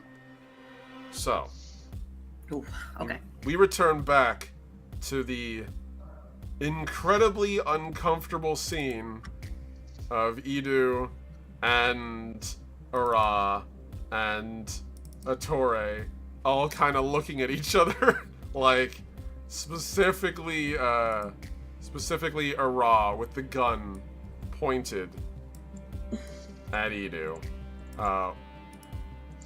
So, you wanted to use Cosmic Instrumentalist, as I recall, correct? Yes, I need to double check the exact phrasing of the thing. So I'm just kind of trying to find the thing. It's going to be towards I believe it's going to be towards the back of the trait section, because it's one of the species-specific traits. And it's just taking a bit to load, because it's a big document, which is why I can't wait to get you guys the actual freaking book. It'll be amazing when we have it. Here we go. Yeah, species-specific traits. It should be under... Here we go. Cosmic Instrumentalist Gene Sculpt. Yeah, because it used to be Eyes of Eternity and we've name changed. Yeah. Okay. What is that with then? Yep. Your Uncanny Intuition is your Anazali ability. In which case I can't use it because I didn't realize, because it says it requires a moat and I don't have any left because I've had such ass rolls. So sorry. I'm sorry. Wait, no, you've got an extra one because of the recap. You've got 3 in total. It's extra You've only used experience 2. now, not extra moats. I'm gonna shut the fuck up. I got tired of giving everyone They're extra more moats useful because today. no one ever needs them. And now, Valid, yeah. you know what? Here's what I'll do this time. I did roll 5. What did you roll? 17. For... Okay. I'm presuming Okay, that's going to help. I haven't rolled my negotiation yet because I was going to ask information to kind of, well, help, but I can't have that information, so I'll just roll that quickly. As it is, you're kind of pushing the edge of what, like, like this is you've seen situations like this before, but like tension is a thing. Holy shit! Nice. Both my luck dice and my normal dice have exploded. Roll it out. It continues to go. So that's a 12 and a 6. So they continue. I'm to roll. obviously moving with the 12. Okay, I'll hold 2. So that's a 14. And what does the 6 become? Oh. 6 might explode again. Yeah, mine No, exploded. it still rolls the same. So My dice keep 14. wanting to be the same numbers today. So that's a 14 plus your mods. I've got nothing in negotiation. I'm not the negotiator! That's fair.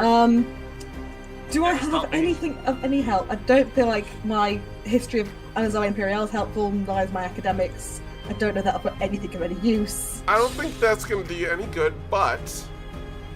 Becky, what did you roll again? 17. A 17. So I'm presuming that was a help action because you didn't nominate who went first, or who was going to be doing it. And that's how this sort of thing works. Unless you want me to have you guys rolling against each other, which is probably not a good thing. So in this case then, Becky, I'm going to presume you are nominating to help Zenith. So that seems fair. Because Zenith's kind of being the shouty in the middle person. Okay. Because your action by intervening, you're aiding Zenith's negotiation. So, you rolled a 17, half of 17, rounded up because you're a player character. 9. Thank you, Paul. So that's 9. Help action basically means you take whatever your roll is and you divide it by half and you add it to the next person's. And then the next person after that divides it again. And you just keep going, so like the next person adds only a 4th, the person after that an 8th, and after So, like, that... everyone can help to a lesser and lesser degree. Until eventually just giving each other 1s, basically. So, yeah, Does- more or less. Mognir's gun pointing at the head also count as a help action. Does Mognir want to roll intimidation? No, this is not. Oh, I could roll. Like, Okay, you have ooh, coercion, That's yeah. a word we love. You do have You actually coercion. have coercion. Yeah, you could do that. There's many ways to influence a conversation, folks. Don't forget, the underlying principle of mediation is that it doesn't matter how you're mediating, just that you're mediating. I Yeah. personally think Louis staying far away from the conversation actually also helps, but I don't believe that, because he's got a knack for actually, like, dealing with and diffusing these situations, okay? You have been rolling pretty hot, I will give you that. only purely on negotiation, yeah. I'm like, fuck, okay. Everyone suddenly listens to the funny character, sure. So Can this- I argue Mhm. to add hunting in for an extra +1? I'm willing to let you do that. in this instance because you're literally threatening someone for their life, and I can't think of Yeah. nothing more like effective than I'm what- literally stopped, couched, and aiming at his head. Yeah. You're basically, for you, this wouldn't be a murder. For you, this would be skeet shooting. So, Yeah. yeah, that's fair. Okay. Don't forget you have a luck die. There you go. I'm going to see if I can use Ruthless. Once per attempt, reroll Coercion Savvy. Strategy and subterfuge rolls if done through less than noble means. I am literally pointing an anti-material rifle at someone's head. Yeah, This is not noble. that's, I think, pretty fair. Okay. Let's try this again. 9. It's better, but still not great. Okay. So, you're also helping. So Yes. you're gonna add a quarter of your result rolled up. So for you, 3. yep, that'd be a 3.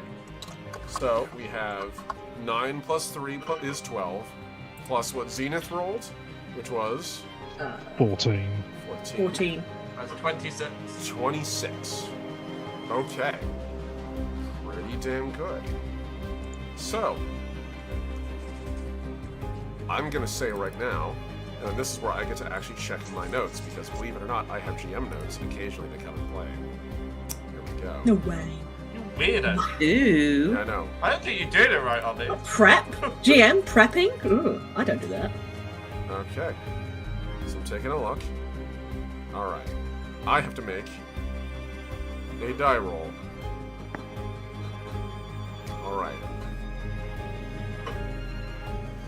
There is a long pause as Ra has the gun drawn on Eden. And you can see that, like, you guys have so far not seen a Ra get, like, agitated like this. Irritable maybe. But, like, he's fully fluffed up. He is angry. His beak is, like, slightly pulled back so you can see the teeth under it. Like, he's pissed. And Edu is, like, literally hands back, like, hands in the air, like, actually terrified as he's starting to, like, realize the situation. And Ara just holding the gun on him.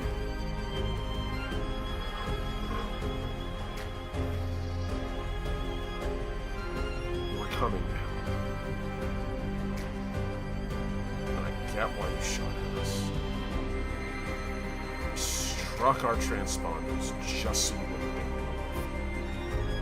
You shot us in. And I have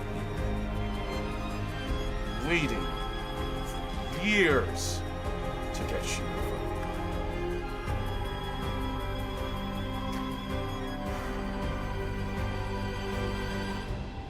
Damn it.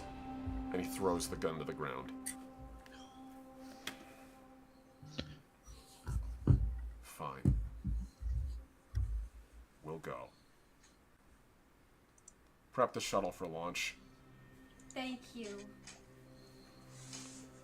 The JSA guys behind them slowly lower their guns at the Corsairs, and the Corsairs slowly lower theirs, and Ettore just kind of like steps forward a little bit. There we go. Everyone's friends. Mog News hasn't dropped. It's still Fair. trained. Ara turns around, barks something in a non-local dialect of Acris at one of the other soldiers, and they nod and they go, and you can hear the engines of the ship that they came in begin to warm up. And Ara turns around and points back at Edu, no gun in his hand. There's gonna come a day where you answer for what you fucking did. Vanticorp deserved to fucking burn. My men didn't.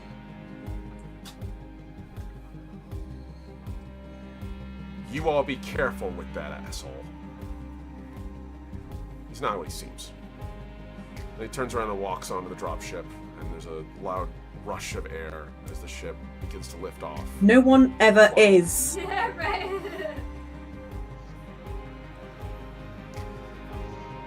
bad for them. We kind of have a lot of people to protect. this point, Amaya, you come bounding into the scene, and like your hard suit just like tears like Is there a button.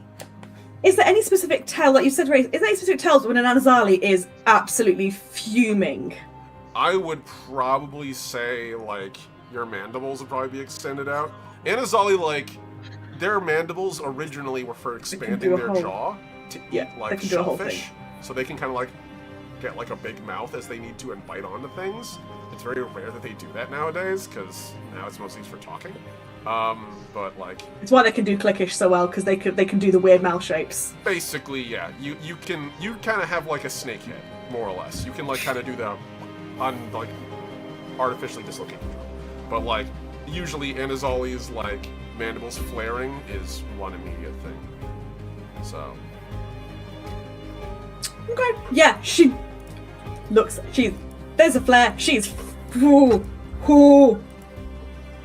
I mean, not that you guys know her all that well, time-wise, but you have never seen her this emotionally riled at all. Like, you've seen her be snippy, whatever. You've never seen her this big feeling-y. Yeah. Amaya, as you arrive, she just sort of looks over at you, looks around at each thing on the back, and she just bombs off into the trees. Into the trees. Just out the way. Out the cliff. Amaya is gonna look at her watch, look at the time, and then be like, that was some efficient negotiating. Be like, I think she might have done that. So I'd be like, I think you guys might have did a little bit better than I would have. We learned as far as time goes. Yeah, you guys.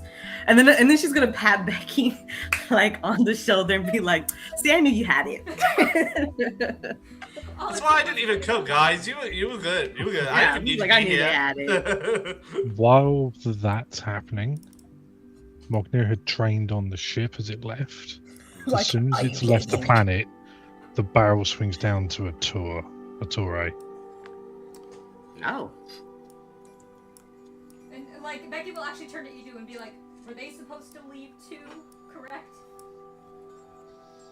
And it's a very obvious it trains down You. to him. Yeah. Yeah, they are supposed to leave too. And Adore just kind of... Right? That's fair. You all have this, right? Okay. Yep. Then I go willingly. I only ever wanted to make sure you were okay. Thank you, all of you. I'll see you in orbit. I think you deserve more than enough compensation for answering my call. See you there. And he turns around and gets on his ship. His Corsairs get on board. And they fly off. What was it? I'm watching you. He can punch a hole in a ship with this thing. Yeah. At very I love it. At very least, you could seriously damage one. It's very possible for you to immobilize an aerospace craft with that thing. So is Iran gonna be a problem now? Like Becky will turn to her team, like, For us? in general. Maybe. I think it wouldn't be a bad idea to keep tabs, if you will.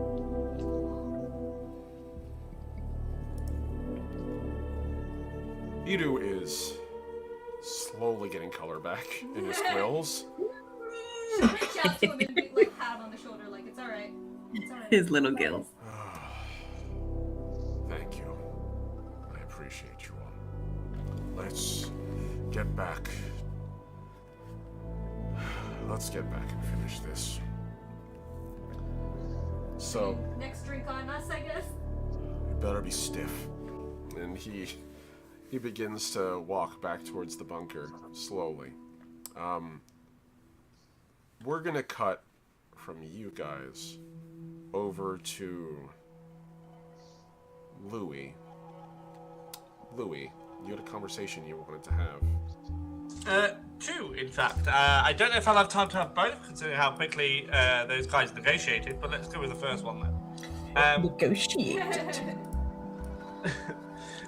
First to greet the sun. I don't know how to... which conversation would I want?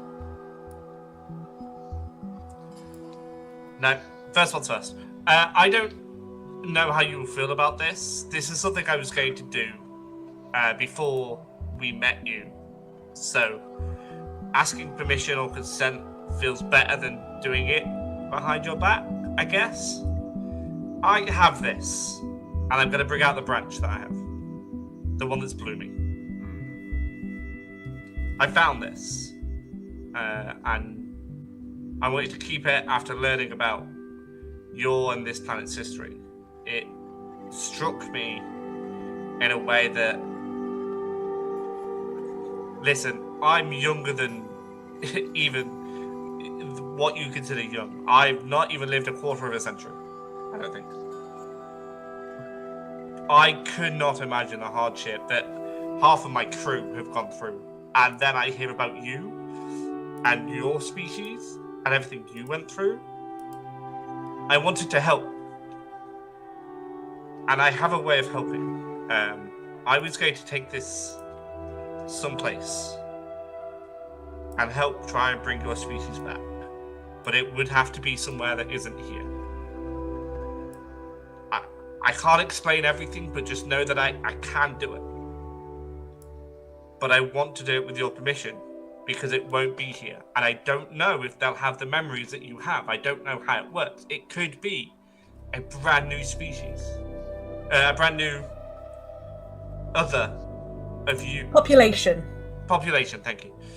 Population of you. But I'm not going to do it without your permission. First to greet the sun has watched you very carefully as you say this.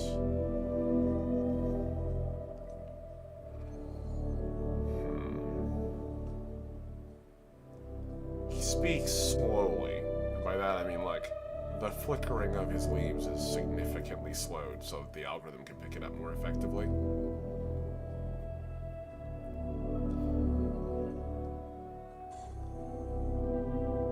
Your gesture is very kind.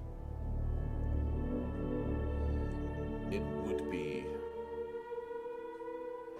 disorienting for any veracity that you would try to create from that to not have a grove. It would be like raising a person among wolves. They would miss context. They might not learn how to speak the same way we do. They might miss a lot. However,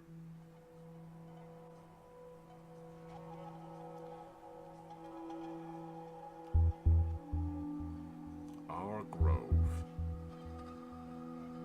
might not be the only one, but it is now under threat. You may keep that with the understanding that you do not use it until you're sure we're all gone.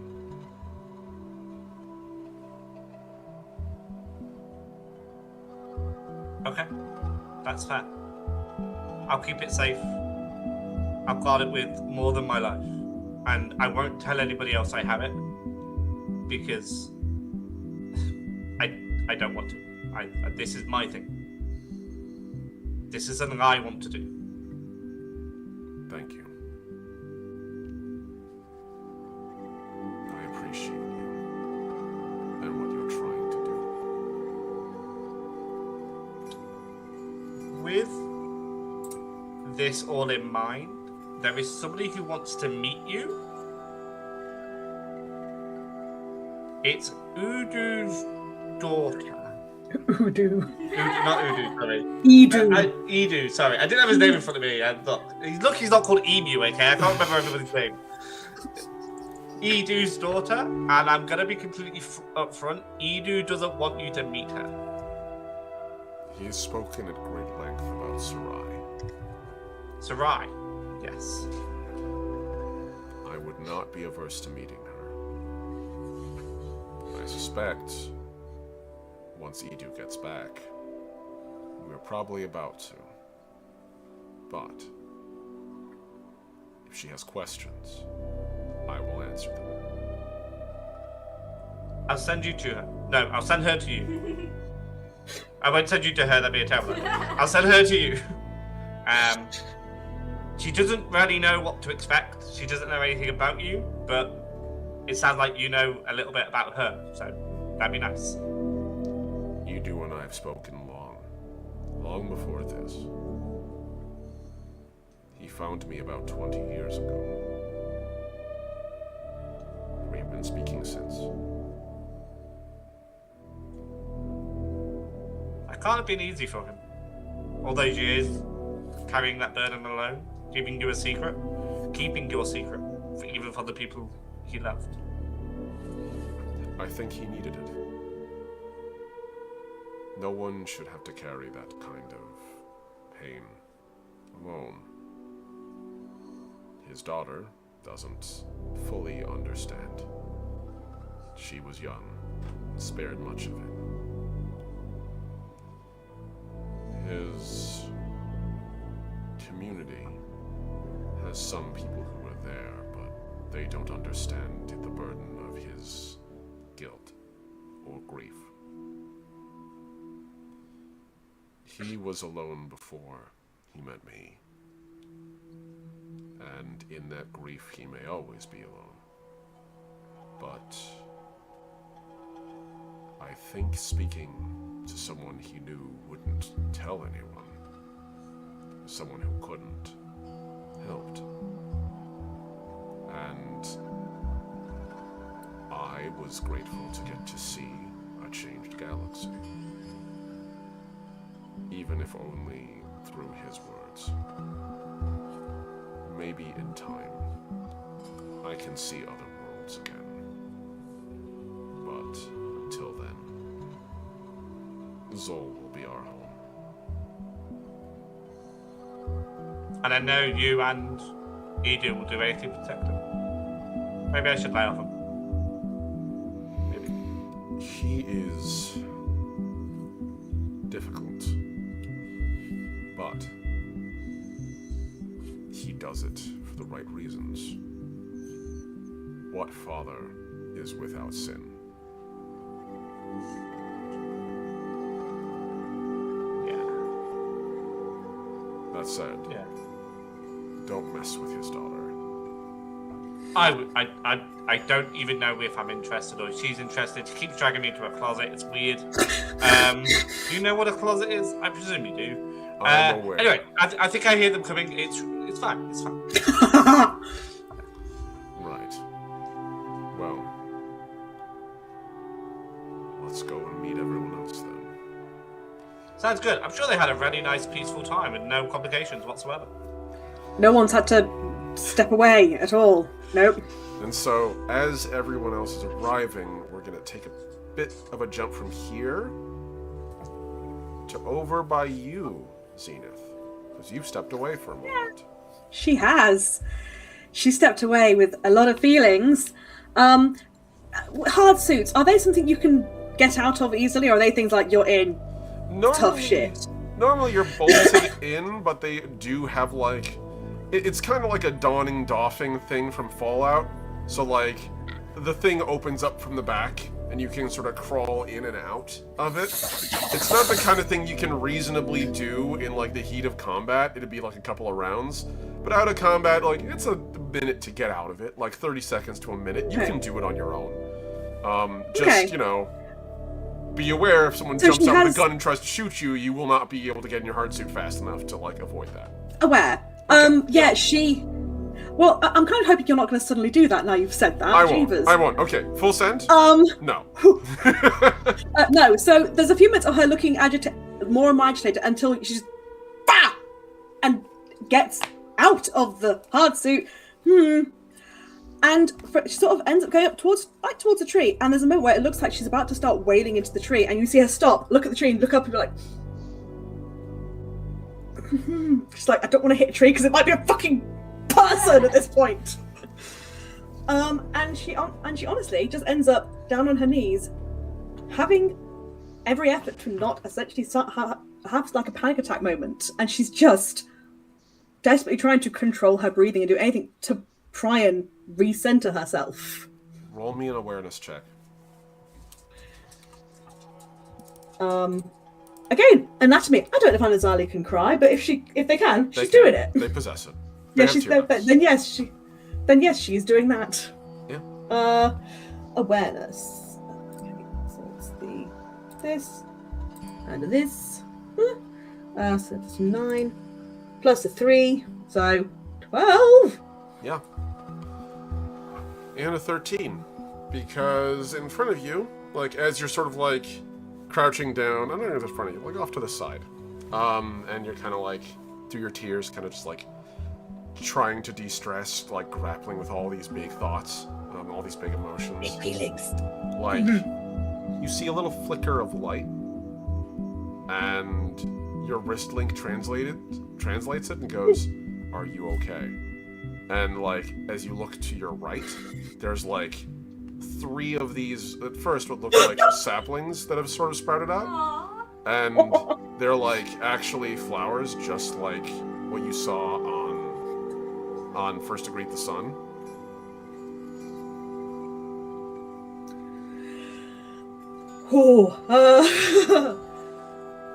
It takes me a second to, like, register that and just be like, fuck. I can't even be alone because there's trees everywhere. No.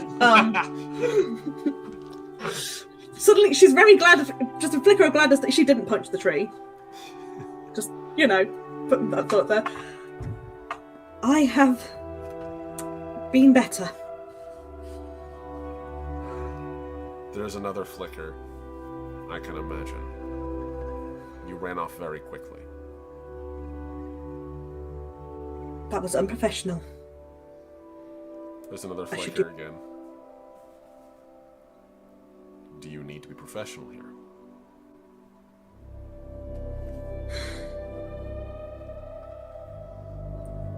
Always. Sometimes efficiency in your role is the only armor you can have.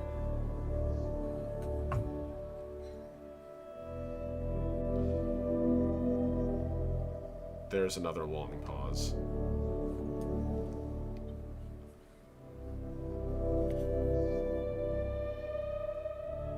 You're welcome here, as long as you like.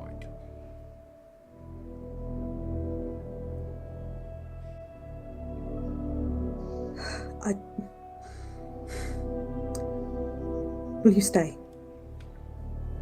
It takes a proper minute to get the word, will you stay? Please. I'm everywhere. That's so unsettling. They know your secrets. They know that you weed behind that tree. Hey, free fertilizer, right? They don't mind. But, no. We're everywhere. Everywhere you want us to be.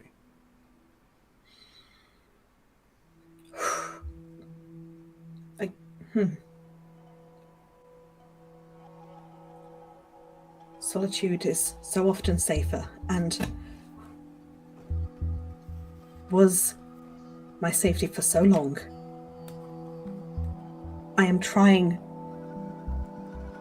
to not return to that all the time. It's why I'm even here. Because it was time to stop being alone, but solitude didn't trigger moments like this that I couldn't control.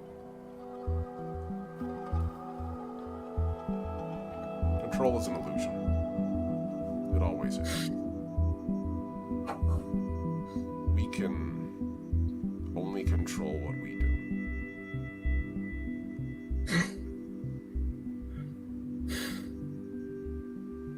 You can't stop winter. You can endure it. And what happens when those winters are centuries? There's always another winter, and another spring, and a summer, and a fall. You see time as a thing that moves forward, but it doesn't. It's already happened, and it happens again. It's not the same,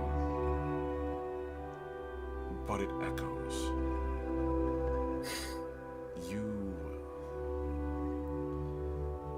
You and everyone else, regardless of how much time you have, will go through the same things. Loss, joy, hope, despair, everything. No matter how long you have, you as Amazoni, like us, live long enough to see it come around again and again. So what you focus on, be what you remember. You can choose to remember the winter, or you can choose to hope for spring. You'll see them both anyway. I am trying to shift that focus.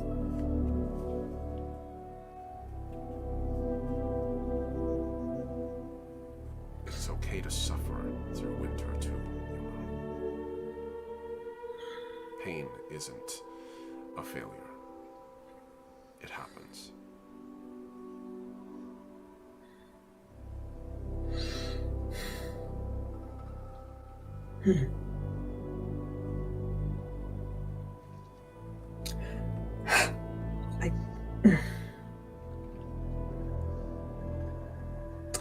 I just kind of like processing.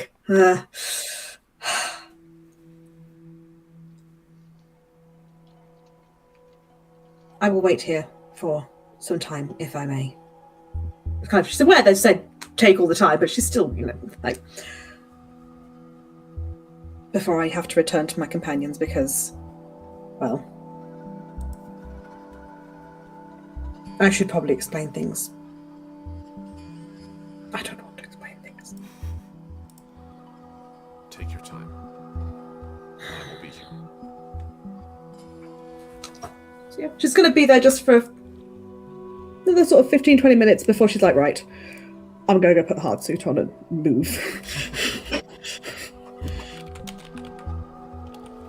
That's fair.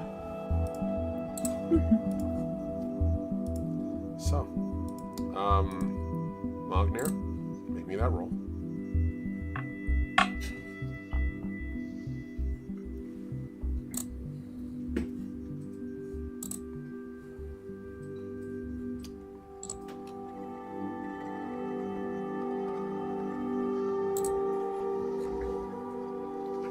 Okay. And let's see.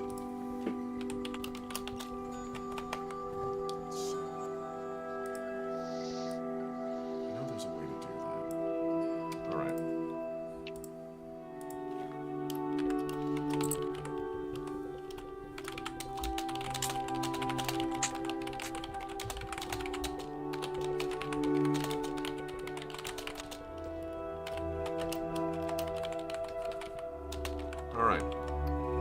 In response to that, I'm going to say this above table, so people know, because I want my audience to know. Magnir, as everyone else is headed back, you sort of, as usual, kind of stay behind a little bit towards the end, and you get curious and decide you're going to go after Zenith. You don't arrive for the conversation. You do arrive at the end to see Zenith kind of just sitting there, gathering their composure, surrounded by what looks like a small orchard of Veracity flowers that are sort of spun around, at peace.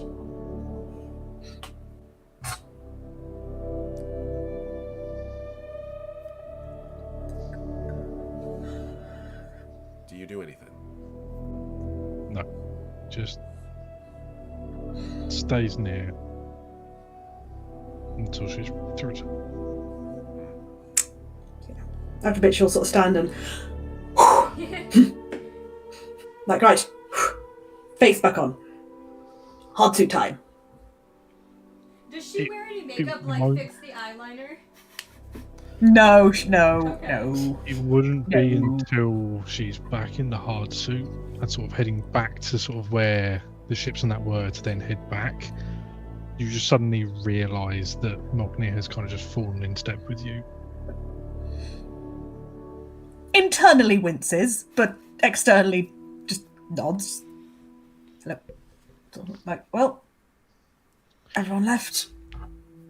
He doesn't fall into step until far enough away that you know that unless he had something else to hear you, you were outside of. It was long enough for you to like get to where he falls into step that there's a very good chance he didn't hear you.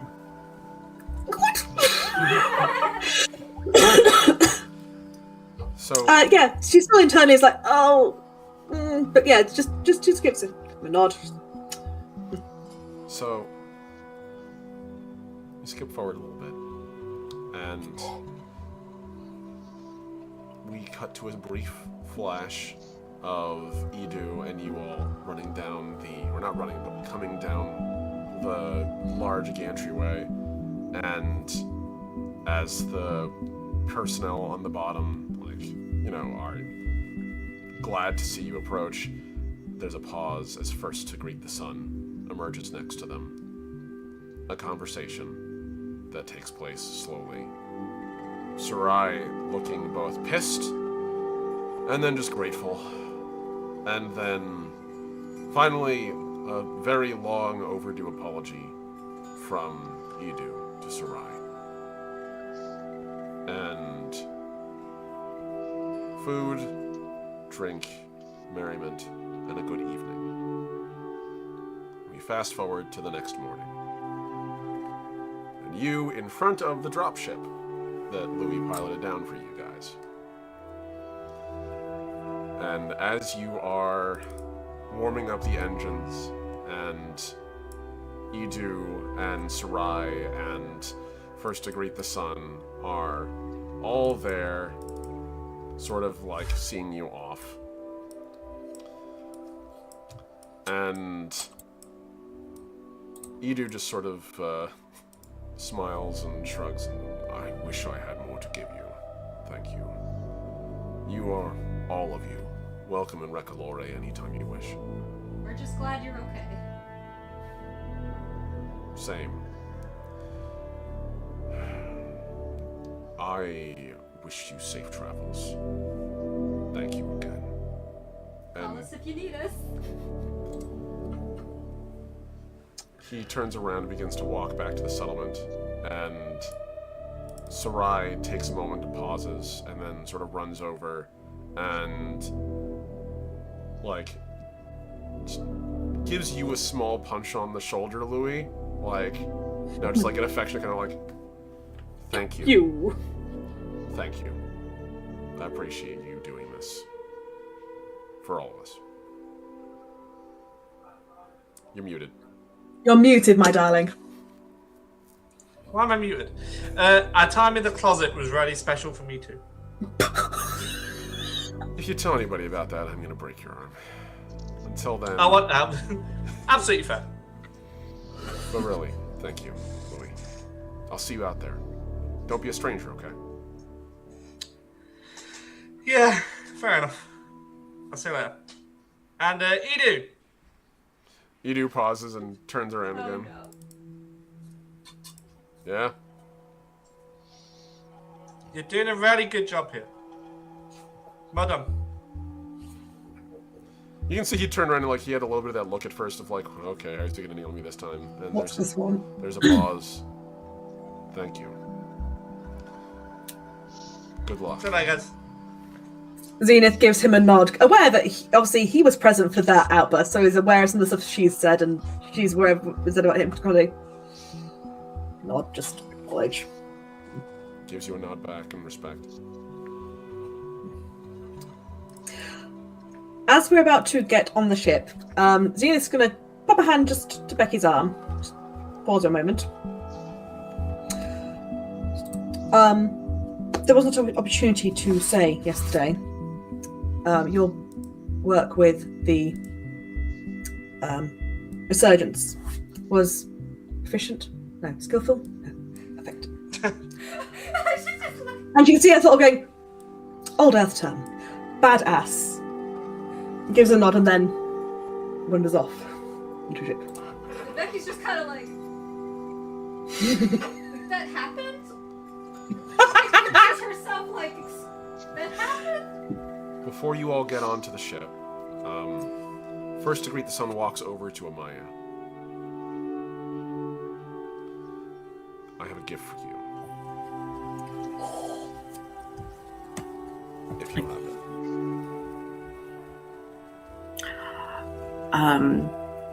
Yes, thank you. Edu might have nothing to give you, but this world is ours. It always has been. And you all will be fighting those that try to even now hurt us. We will keep them occupied here where we can, and kill them where we can. And since I can't go with you, part of us can. And they reach into the ground, and there's a soft, like, distant crunching sound of, like, soil moving. And he pulls out of the ground what looks at first like kind of a plant, but then as the moment, like, sort of passes a little bit, you can see it's not a plant at all. This strange root comes to an incredibly sharp point at one end. Ooh. And its roots itself seem to almost be like gnarled into a handle with what look like almost like glowing kind of seed pods kind of along the interior of the handle, and many different like little quills coming off of it, like roots sort of growing a little bit off of it. And he hands it to you. This is a felling thorn. If something tries to kill you, plant it in them. It will handle it from there. It's otherwise a capable weapon. That sounds horrifying but amazing. Yeah. So Yeah. at this point, I will draw your attention, everybody who's interested, that actually, at the moment, inside of your loot pool, in the relics, there has been an addition of the Felling Thorn, a Varasi living sword. Oh my gosh. It's not that incredible weapon right out of the gate. It has shred, continuous, and radiation. 1, which is a pretty powerful keyword. Its big thing is that if you strike one target with it, and you continue to strike a target with it, you can choose to root the weapon in the enemy. After that, you can only attack that character, but every consecutive round the Felling Thorn is rooted, it increases its penetration by 3, stacking each round, until it maxes out at a penetration of 10, and the target suffers the lockdown keyword, so they can't move any further as they're rooted to the spot. And furthermore, it still has shred and radiation, so every round it's increasing the likelihood of critical hits. So it is a very powerful weapon for melee. It is a one-handed weapon that anyone here can use, theoretically. And so, first to greet the sun, hands it to you, what seems like handle first. Give it lots of water. I will kind of chuckle a little bit, being an aquatic being, about giving another thing water. It's just like, yeah. But I will take it. I will take it, and we'll say, I will take a good care of this. I can't even think about how to repay you for such a gift. It was earned. You saved my friend. Maybe one day you can save yours. Thank you, truly, for this gift. Be safe, Voyager. You too. If we come across any information in regards to you, your people on this planet, any possible threats, how should I send word? Send it to the planet. We'll intercept it. Okay. Be safe. You too. And with that, the first Verasi to walk the galaxy in 1,000 years turns around and walks back into the trees. And we end our session there. Yay! Oh my gosh! Well done, everybody. Ooh. Wow. Last session I threw the combat scenario at you. This one I threw the social scenario at you. And I'm not going to lie, mechanically speaking, I was impressed with what you guys did. I was going to need a target number of about 23 over the course of D3 rounds. You all did it in one round. I need to rethink how difficult I made my social encounters. Look, that's because we rolled No. okay. No, you don't. Right. The way we were rolling today, no, you don't. No, I you know what don't. you're complaining about. I had a great day. Like, I had fun, I had chats, I made a new friend. Closet time. Yeah. I also Almost got a figured girlfriend. I'll take a moment here as well to mention that moving forward, every relic that the party possesses will in fact have art of it that'll be accessible someone within the remarked. game for everyone to see. Love it. So moving forward, you guys will be able to see the relics you possess. You have Sunrise at Midnight, the human laser cannon, still hanging out back on your ship. And now you have a Felling Thorn. Also, don't forget, Zenith, you also have that. You have that quill. Keep it close. Yes. No idea what it is, but I know she's got it. We'll mark that in I here. have a branch, so here. Yeah. Yes, it's true. We have a thorn, we have a branch, we have a Felling Thorn. Are we going to be sat there comparing sizes? So is it just one EXP? Oh no, you're not getting 1 EXP. You guys actually finished an entire arc. Today, that's going to be 4 experience. Wow! It's 3 experience for, it's usually 1 experience for a relatively simple session, 2 experience for a difficult session, 3 experience for the completion of an arc or a major, like, narrative event, and you guys got an extra experience from the recap in the beginning. So, 4 experience total. Suck at other things. Other things. In addition to that, you guys also got the completion of a contract, which we can resolve the next time we start off.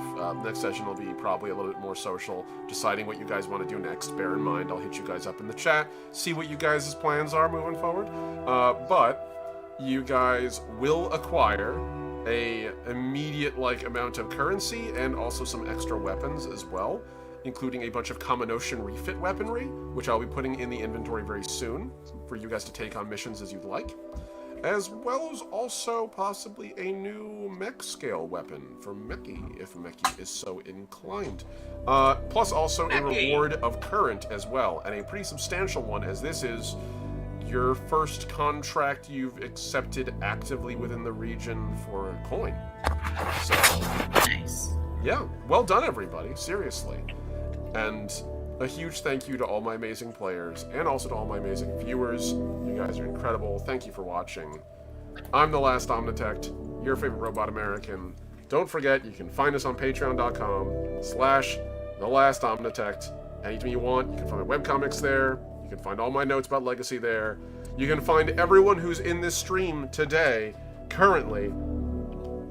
You can find them in the little video description. It's right there. They're links. They're all there. The ones that have them, the ones that don't have them. So don't look for them. But everyone else has one. It's down there. And so, thank you guys so much. And I'll see you out there, Voyagers. Peace.